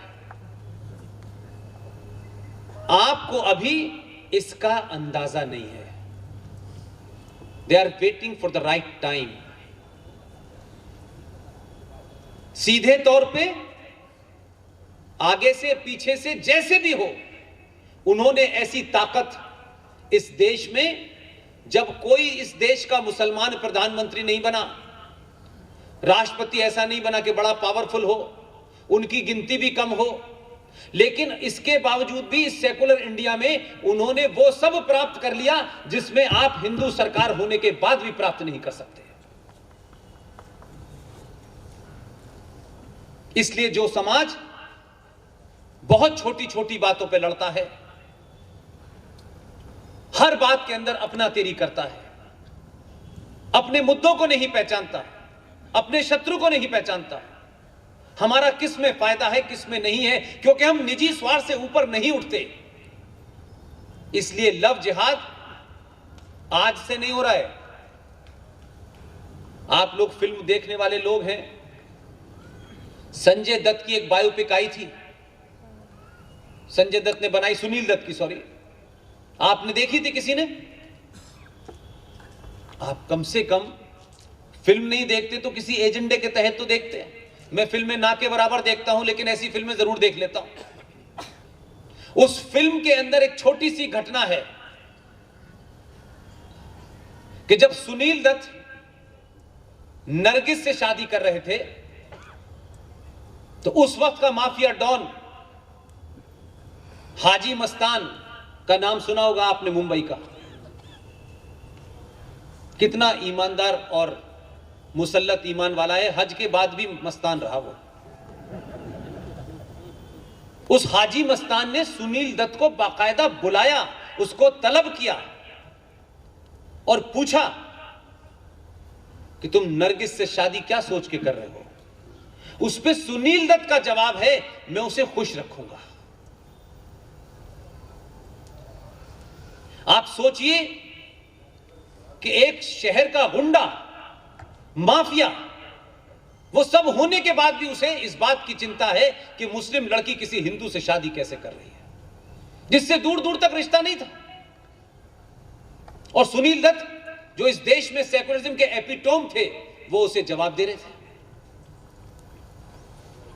तो ये लव जिहाद कोई आज से नहीं चल रहा है, ये बहुत दिन से चल रहा है।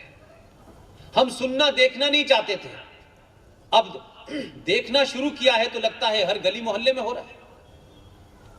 हम पाकिस्तान बट गया बट गया बट गया, ये हो गया, अंग्रेजों ने बांट दिया, इतना ही समझा हमने।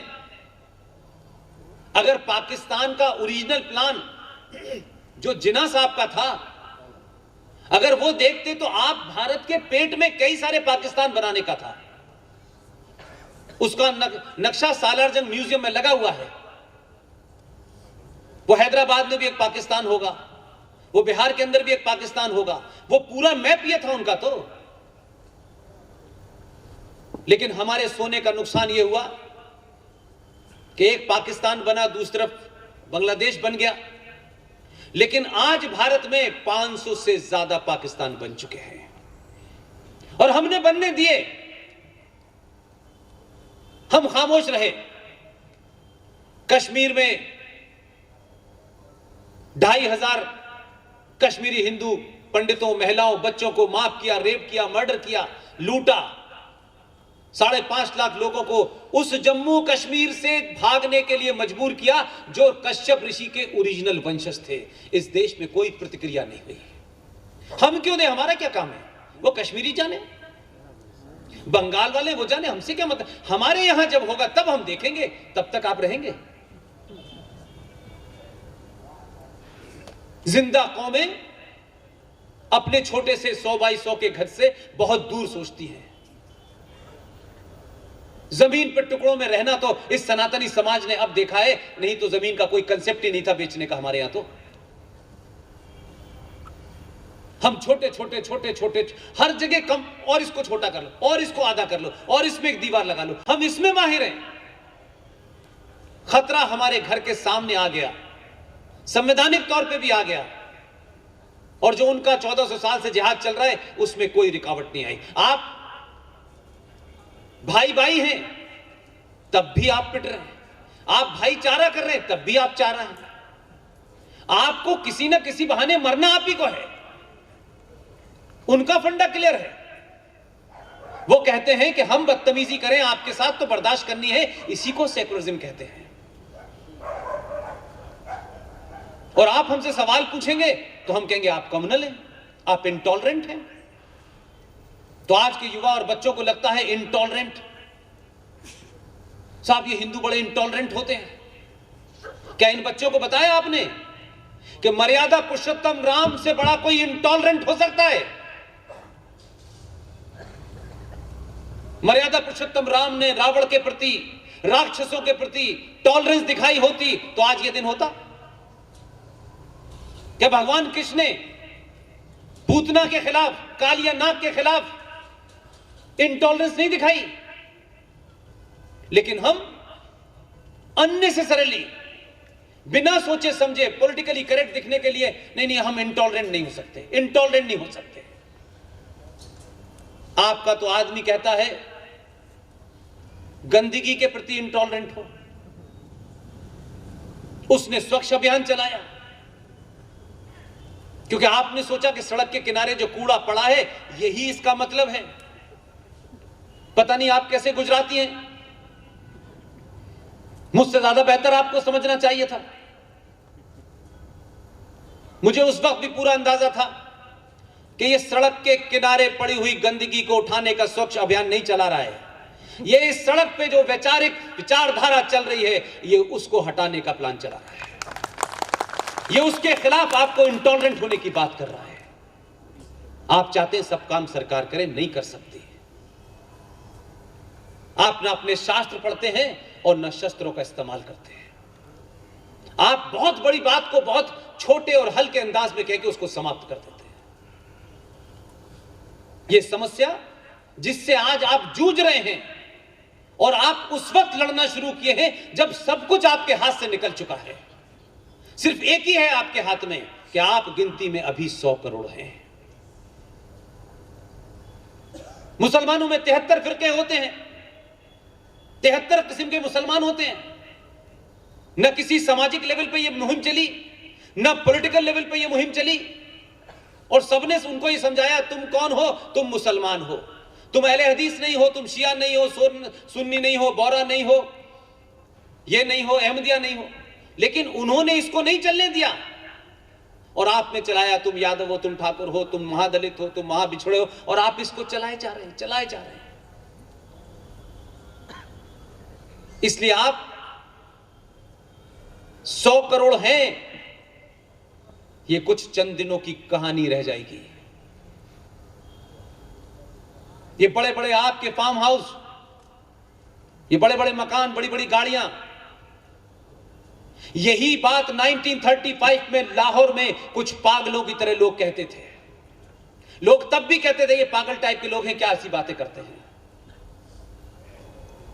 भगवान राम के दोनों पुत्र लव कुश के नाम पे जो लाहौर बना, आज वहां दिवाली नहीं होती है। 1905 वहां जाइए, लाइब्रेरी में रखा हुआ है, कोई ऐसा नहीं है कि आज इतिहास अवेलेबल नहीं है, आपके यहां भी होगा।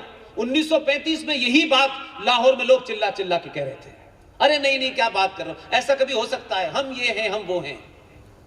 आज वहां नहीं है। कश्मीरियों को भी गुमराह हो गए थे, वो भी यही कह रहे थे। उन्हीं कश्मीरियों ने जो उनके साथ सदियों से साथ रहते थे, घरों में आना जाना था, खाना पीना था, उन्हीं पड़ोसी कश्मीरियों ने हथियार उठाए और उन्हीं लोगों को मारा जिनके घर में कल तक खाना खाते थे। 10 साल के बच्चे को, 20 साल की लड़की को, 40 साल की औरत को जिस तरीके से मारा है, यह कहानी इसलिए मुझे ज्यादा याद लगती है कि मेरा कैरियर तभी शुरू हुआ था। लेकिन हम हो गया, खत्म हो गए, चलो चलो चलो ठीक, कोई बात नहीं, अब यहां से, अब वहां से, अब वहां से वहां। हमने भागने की मानसिकता सीख ली है, यहां से हटे हम कहीं चले गए वहां। और कुछ लोगों ने तो हो लिया, हमने पासपोर्ट बना के रखा हुआ है। बाहर भी स्थिति ऐसी हो रही है कि अब पासपोर्ट वाले इधर आने वाले हैं। जो लोग अपनी जमीन छोड़ देते हैं वो वैसा ही है कि वो अपनी मां छोड़ देते हैं।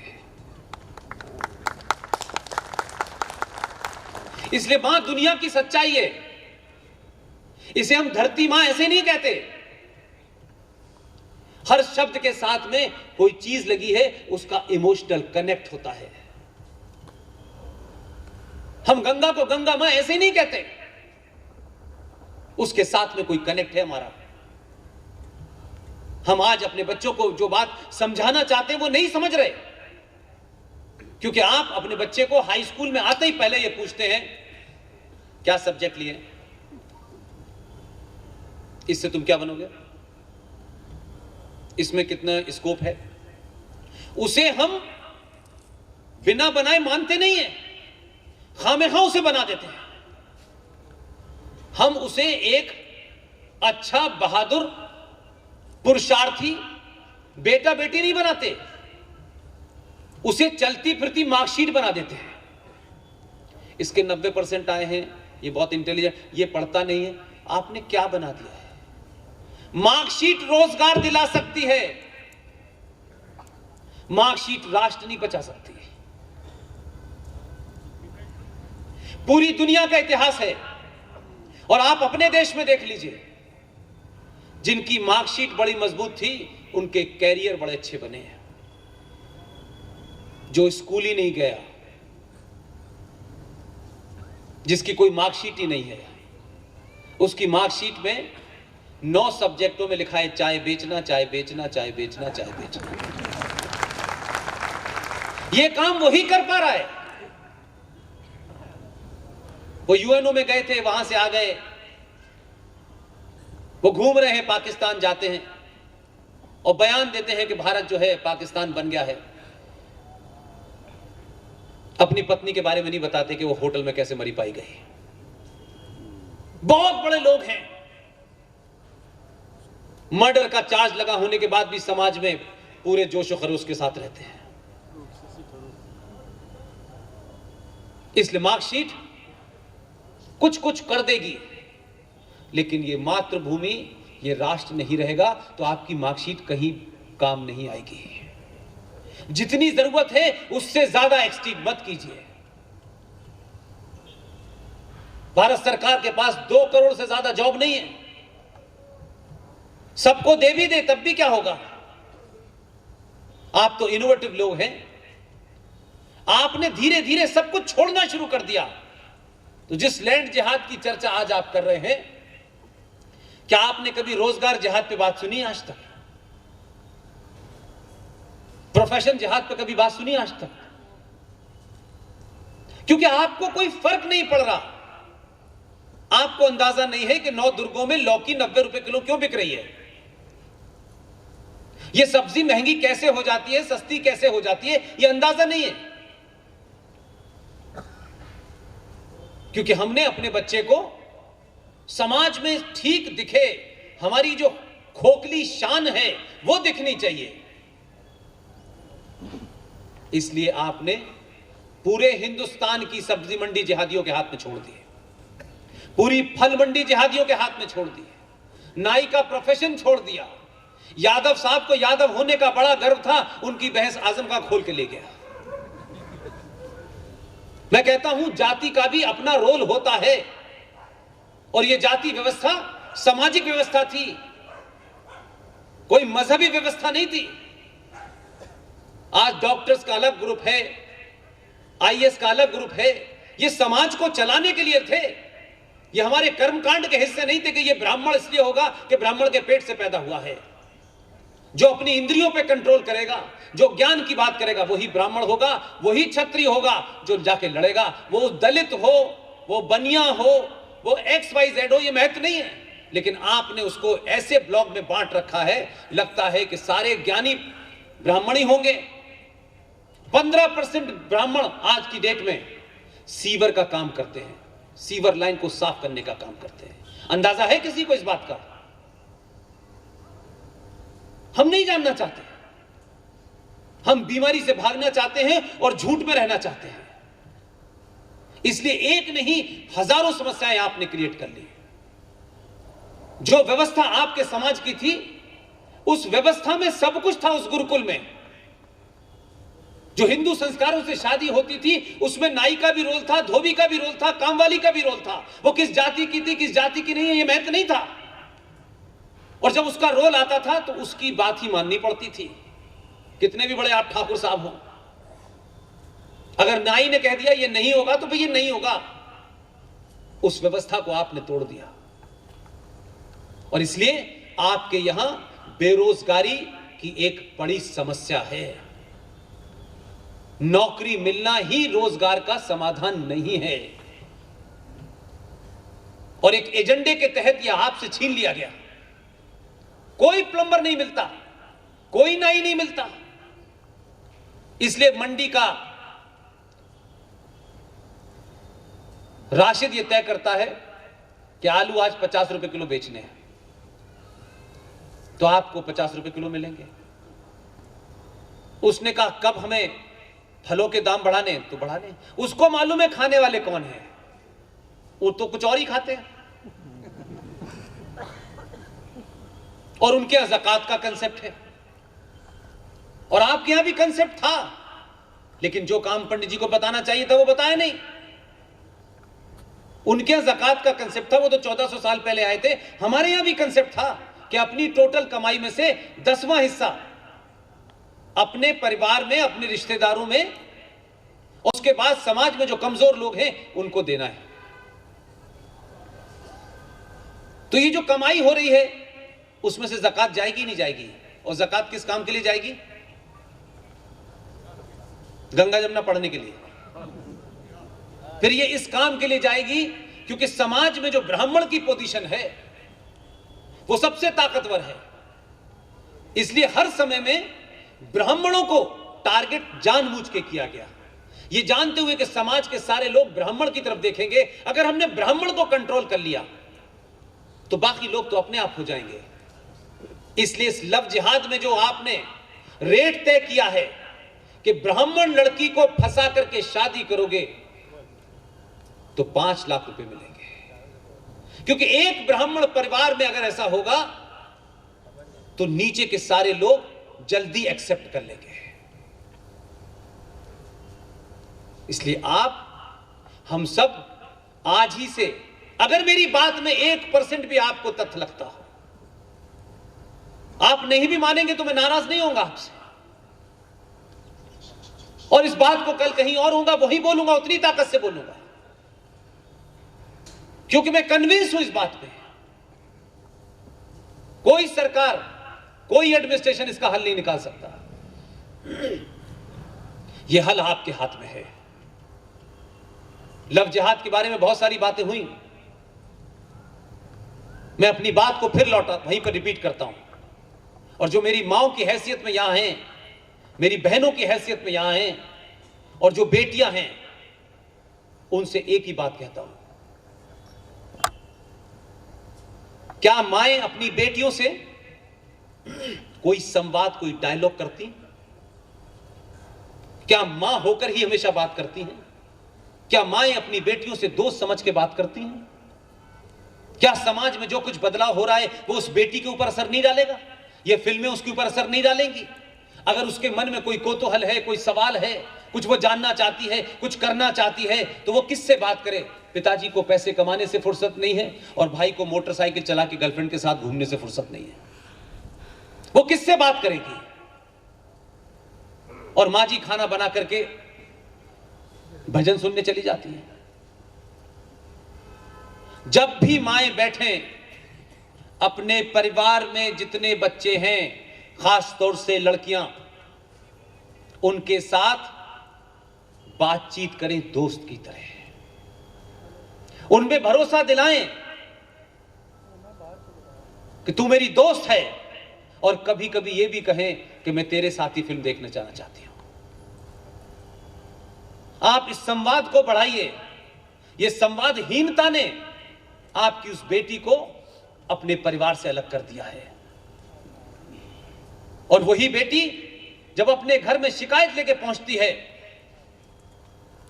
कि मैं अपने कॉलेज जाती हूं, कॉलेज के फला इलाके से 4 गुंडे गंदी बातें मेरे ऊपर कहते हैं,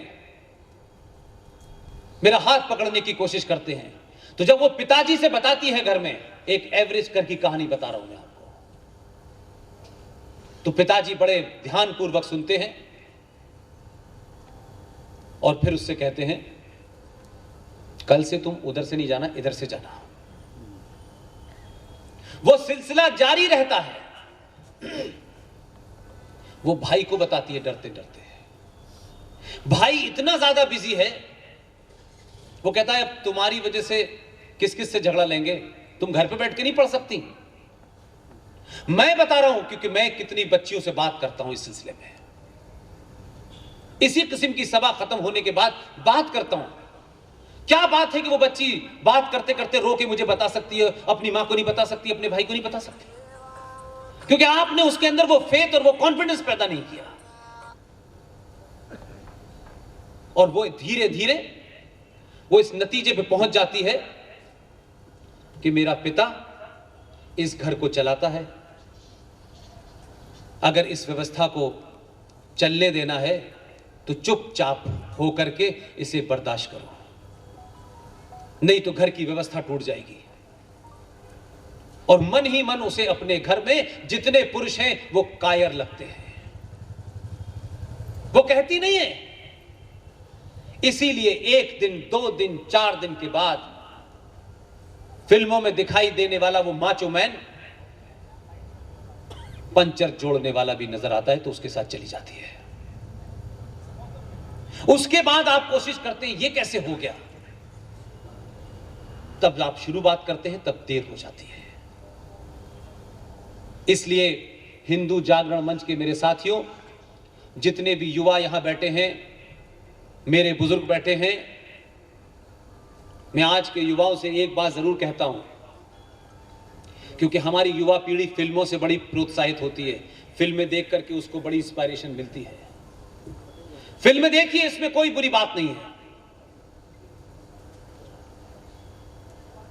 वो तमाम पिता और पुत्रों से एक मेरी निवेदन है, बाहुबली देखी आपने? अगर नहीं देखी तो देखिएगा। मैं कोई फिल्म का विज्ञापन नहीं कर रहा, क्योंकि जिस बैकग्राउंड से मैं देखता हूं चीजों को, उससे आप भी देखें। एक सभा में एक कायर राजा, उसके दरबार में जब महिलाएं जाती हैं तो उस राजा का एक सिपह सालार, उसका सेनापति, जाने वाली महिलाओं के कपड़ों में हाथ डालता है। उसी बीच में एक महिला और जाती है, वो कोशिश करता है उसके कपड़ों में हाथ डालने की, वो उसकी उंगलियां काट देती है। और भरी सभा में वो कायर राजा और उसका मक्कार सेनापति एक कहानी क्रिएट करता है और वो बताने लगता है ये किया, ये किया, ये किया। लेकिन पुरुषार्थी सनातनी हिंदू पिता और भाई को मेरी एक सलाह है, उसी सभा में वो बाहुबली आता है और जब वो पूरा किस्सा सुना रहा होता है कि ये किया, ऐसा किया, तो वो राजा की बात को नहीं सुनता। वो अपनी पत्नी धर्मसेना से पूछता है, धर्मसेना तुम बताओ क्या हुआ है। उसका अपनी पत्नी के प्रति विश्वास यह है कि वो उससे झूठ नहीं बोलेगी। राजा ने क्या कहा, सेनापति ने क्या कहा, उसने नहीं माना। और जब धर्मसेना ने कहा इसने ऐसा किया, इसने ऐसा किया, इसलिए मैंने उंगली काट दी, और उसका वाक्य खत्म नहीं होता है, वो कहता है ऐसे पुरुष की उंगली नहीं, गर्दन काट देनी चाहिए। और ये कहते कहते उसकी गर्दन काट देता है। अगर हिंदुस्तान के सनातनी हिंदू को कुछ बनना है तो बाहुबली बनो, और महिलाओं को कुछ बनना है तो देवसेना बनो। ये जो खूबसूरती आपके दिमाग में बस गई है, खूबसूरती, खूबसूरत दिखना है, खूबसूरती की परिभाषा तैमूर की अम्मी नहीं है। खूबसूरती की परिभाषा है देवसेना। अगर आज के युवा यही चाहते हैं और इस खोज में लगे थे कि कटप्पा ने बाहुबली को क्यों मारा, उसके लिए दूसरी फिल्म बन के आ गई, पता चल गया। अगर राष्ट्र बचाना चाहते हो, अपने परिवार, अपने समाज को बचाना चाहते हो, तुम्हारे पास बड़ा कम समय है, तो कटप्पा ने क्यों मारा था बाहुबली को, यह पता चल गया। तुम पता करो लाल बहादुर शास्त्री को किसने मारा था, सुभाष चंद्र बोस की सिपाही किसने ली थी, पंडित चंद्रशेखर आजाद की मुखबरी किसने की थी। तुम ये जिस दिन पता करोगे, इस देश में जो 25 से 30 करोड़ लोग छोटे भाई का पजामा पहन के बड़े भाई का कुर्ता आपको डरा रहे हैं, ये जहां से आए थे वहीं चले जाएंगे। एक बार अपने अंदर पुरुषार्थ पैदा करो, सच का सच बोलो और इस बात लालच से निकाल दो कि आपकी बहुत बड़ी जिंदगी है, बड़ी सारी प्रॉपर्टी है। कोई प्रॉपर्टी लेके नहीं गया। लोग कहते हैं जो जीता सिकंदर, लेकिन ये कोई नहीं बताता है जिसने जीता सिकंदर को वो कौन है। नैरेटिव गलत मत बनाओ। सारे धर्म बराबर हैं, ये दुनिया का सबसे बड़ा फ्रॉड है। हर मजहब शांति का संदेश देता है, ये उससे बड़ा फ्रॉड है। अपने अंदर के लालच को निकालें। एक भी लव जिहाद नहीं होगा, एक नहीं होगा।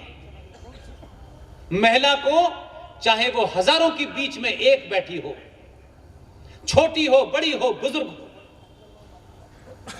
कहीं पर भी हो, आप उसको जाने या न जाने, अगर आपको लगता है कि उसके चेहरे पे कुछ विचलन है, वो कुछ घबराई हुई है, आप रोकें और उसे भरोसा दिलाएं कि बात क्या है। कोई लव जिहाद नहीं होगा। उसको इस बात का एहसास कराएं कि तुम्हारा सगा भाई यहां नहीं भी है, मैं मौजूद हूं। उसको अकेला ना छोड़ें, क्योंकि आपको मालूम है कि भारतीय सनातन संस्कृति में ये शब्द ही नहीं थे दो जिनके बारे में मैं जिक्र कर रहा हूं। ढूंढ लीजिए, मुझसे बड़े बड़े ज्ञाता लोग होंगे। मैं अपने आप को कभी इतना बड़ा पढ़ाकू नहीं मानता हूं कि मैं हर विषय को जानता हूं। यहां तो ऐसे जगह के स्वामी हैं कि मैंने अभी दिन में भी कहा, स्वामी जी ने मुझे अपने बीच में बोलने का मौका दिया अभी थोड़ी देर पहले। मैंने जिन स्वामियों को देखा अपने जीवन में, उसमें ज्यादातर स्वामी मुझे ऐसे मिले।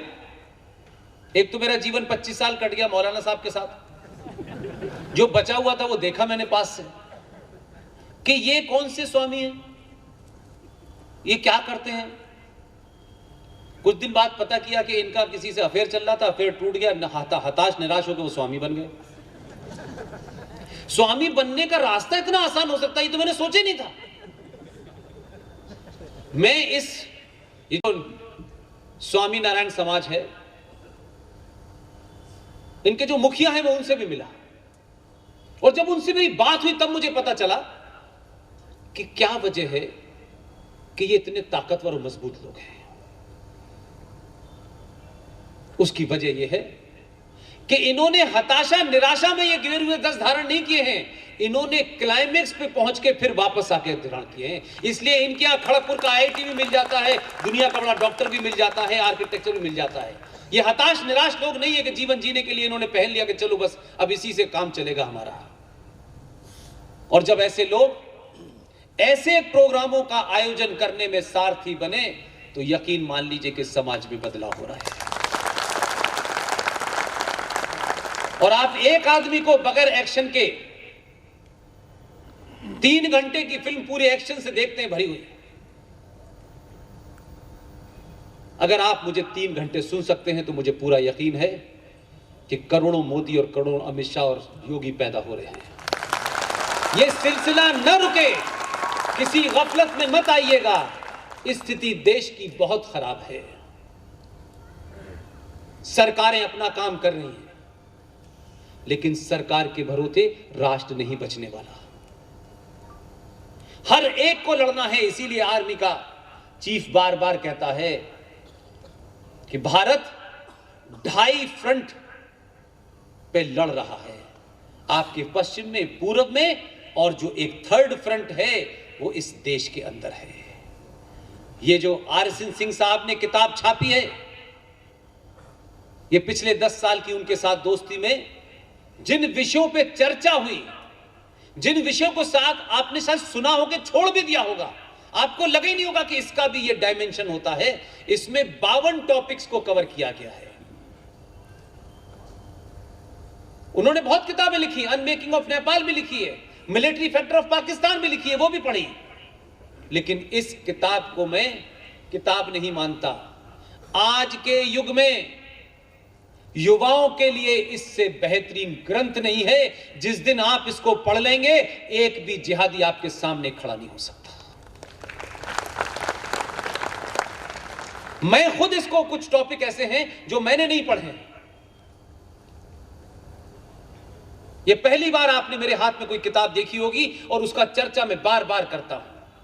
इस किताब के अंदर एक तथ्य जो मुझे नहीं पता था, लेकिन उसका दूसरे तथ्य का मैं खुद आई विटनेस हूं। और आपके आदमी ने उस आदमी को जिंदा रखा, उसे बचाया, इसलिए मैं आप सबका भी बड़ा धन्यवाद करता हूं। 26/11 की घटना आप सबको पता है। 26/11 की घटना में 3-4 बातें आपको पता होंगी।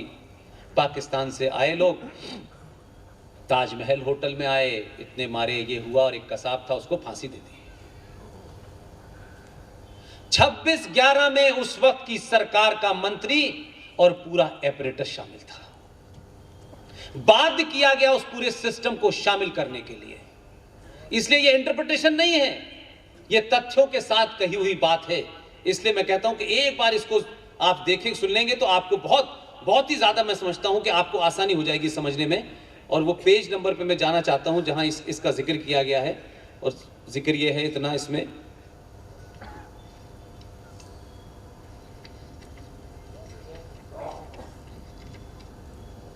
इसमें यह कहा गया कि घटना 26 नवंबर की है। आपको पता है कि 24 नवंबर को भारत का होम सेक्रेटरी अपनी मर्जी से तो पाकिस्तान जाएगा नहीं। जो पूरा वॉर रूम था आपका, जो किसी भी ऐसे खतरे के समय उसके तमाम डायमेंशन पे चिंता करके उसकी रोकथाम करता है, वो इतना पावरफुल होम मिनिस्टर था कि उसने इंस्ट्रक्शन दिया होम सेक्रेटरी मधुकर गुप्ता और first secretary, second secretary, joint secretary, सारा अमला, यानी उसको अगर एक वर्ड दें तो हम ये कह सकते हैं भारत का वॉर रूम, पूरा का पूरा वॉर रूम भारत का 24 नवंबर को इस्लामाबाद में था। आप गूगल पे सर्च कर लीजिएगा, आपको मिल जाएगा। 24 नवंबर से 25 नवंबर तक की यात्रा थी। उस वॉर रूम में एक साहब और थे, उनको सेंस हो गया समथिंग इज फिशी। वो 25 तारीख को बोले मुझे भारत जाना है, मेरी फैमिली में प्रॉब्लम हो गई है। वो आए, भारत आ गए। और पाकिस्तान ने क्या किया कि 25 तारीख को जिस डेलीगेशन को वापस आना था, उन्होंने कहा कि ये जो इस्लामाबाद है, इससे 32 किलोमीटर ऊपर एक बड़ा खूबसूरत सा वहां हिल स्टेशन है, उसको मरी कहते हैं। उनका why don't you extend 1 day for enjoy the holiday. पूरे के पूरे आपके अमले को पाकिस्तान ने एक दिन के लिए कहा कि आप मरी घूम के आइए, और पूरा जो भारत का वॉर रूम था वो मरी में बैठा था, और मरी से पूरे देश का कनेक्शन कटा था, बात ही नहीं हो सकती थी, क्योंकि वहां पर कोई सिग्नल का मामला ही नहीं था। ये बात मुझे बाद में पता चली, लेकिन मुझे उस दिन की एक घटना इसलिए पता है कि मैं अभी मेरे बायोडाटा में बताया गया कि मैं पाकिस्तान का एक प्राइवेट चैनल था उसका इंडिया हेड रहा हूं 12 साल तक। 26 नवंबर को जब बॉम्बे में हमला हो रहा था, कैसे चीजों को कनेक्ट किया गया है कि देश के लोगों को और जो कॉन्स्पिरेसी रचने वाले हैं उनका राज खुले ही ना। 26 नवंबर को जो वर्तमान पाकिस्तान का फॉरेन मिनिस्टर है शाह मोहम्मद कुरैशी, उस वक्त भी वही फॉरेन मिनिस्टर था। वो 26 नवंबर को भारत की लुटियन जोन, जिसे पावर सेंटर कहते हैं, उसमें एक होटल बना हुआ है, मेरिडियन होटल, आपने सुना होगा। उस मेरिडियन होटल का चौराहा जो है उसे विंडसर पैलेस कहते हैं। उसी विंडसर पैलेस पे इंडियन वुमेन प्रेस कोर, यानी ही महिलाओं का प्रेस क्लब बना हुआ है। 26 तारीख के 8:30 बजे शाह मोहम्मद कुरैशी भारत के अंदर बैठा हुआ महिलाओं के प्रेस क्लब में वार्तालाप कर रहा था। जब उनको यह घटना बताई गई तो उनके चेहरे पे कोई एक्सप्रेशन नहीं था, और धीरे धीरे वो तीव्रता बढ़ी उस घटना की, और वो थोड़ी देर बाद वहां से उठे नॉर्मल, और उसी सरकार ने रातों रात उन्हें भारत से पाकिस्तान भेज दिया। हमारे यहां का डेलीगेशन जब आया, जब काम हो गया, और जिस शख्स को इस बात की स्मेल थी, जब उसने खुलासा किया तो सरकार ने उसको इतना टॉर्चर किया कि बस वो जिंदा ही बच गया। यही बड़ी बात है। उसका नाम सार्वजनिक जीवन में और इस किताब में भी हम लोगों ने नहीं लिखा है। हम लोग जानते हैं, उनसे मिल चुके हैं, वो जीवित है, उनको सब कुछ पता था।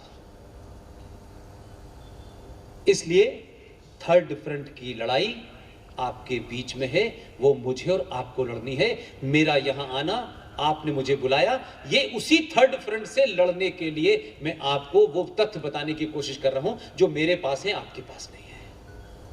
अपनी अपनी भूमिका अपने सामर्थ्य और योग्यता के साथ तय करिए। इसलिए एक चैनल है जिस पब्लिक 24 जिसकी बात की है, वो आजकल थोड़ा सा कुछ हैक हो गया है, इसलिए हम उस पर कुछ नहीं डाल पा रहे हैं। इस बीच में हम लोग पिछले 2-3 महीने से एक वी सपोर्ट पुष्पेंद्र चैनल है, वी सपोर्ट पुष्पेंद्र कुलसेस, उसी के ऊपर सारे वीडियो डालते हैं, चाहे वो सुशील भाई हो, चाहे RSN सिंह साहब हो। पर्पज़ उसका यह है कि आपको एक पूरी बात एक पूरे तर्क के साथ मिल जाए, ताकि आप उसको समझ सकें कि उसमें क्या क्या पॉइंट हैं। इसी तरीके से कोई 40 से ऊपर मेरे नाम से ट्विटर हैंडल चलते हैं, उसमें पुष्पेंद्र AMU है, आप उसको अगर फॉलो करना चाहें तो करें। पुष्पेंद्र कुलसेस वेरीफाइड पेज है, उसके ऊपर जो हम चीज़ें डालते हैं। और इस पूरी लड़ाई को लड़ने के लिए हमारे पास कोई पैसा नहीं है, और ना ही हम सार्वजनिक तौर पे किसी से कहते ये बात, क्योंकि मुझे लगता है कि आप लड़ाई लड़ते रहें, यही बहुत है।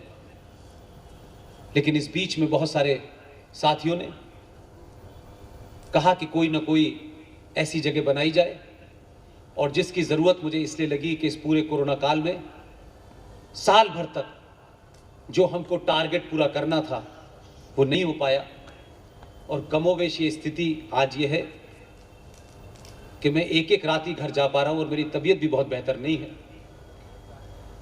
इस लड़ाई में 5 लाख लोगों का हमने टारगेट किया है, और हम सिर्फ उनको एक ही बात चाहते हैं कि अपनी बात को बिना डरे, बिना किसी भय के, बिना किसी लालच के, किस पार्टी में कौन है और किस संगठन में कौन है, जो राष्ट्र के प्रति अच्छी चीज़ है उसे खुल के कहो।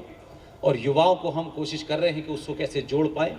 और आप जानते हैं कि आज के दौर में कॉफ़ी भी जो है 200 रुपये की आती है, लिहाजा बहुत सारे युवा देश के हमारे साथ जुड़ना भी चाहते हैं, और हम सिर्फ उनसे यही कहते हैं कि अगर आप लॉ कर रहे हैं, आपने LLB वगैरह LLM वगैरह किया है, तो आप इन मुद्दों को देखें, हिस्ट्री में देखें। लेकिन हम सब की ख्वाहिश ये है कि हम एक टीम बनाएं 10-12 लोगों की, जो बैक रूम में काम करें, क्योंकि अब मुझसे ऐसा होता है कि मैं बहुत सारी किताबें पढ़ नहीं पाता हूँ, बहुत सारी चीज़ों को निकाल नहीं पाता हूँ, वो मेरे दिमाग में रहते हैं, लेकिन या तो थकन के कारण या कंटिन्यूस भागते भागते मैं नहीं कर पाता। इसलिए उस टीम को बनाने की कोशिश में लगे हुए हैं।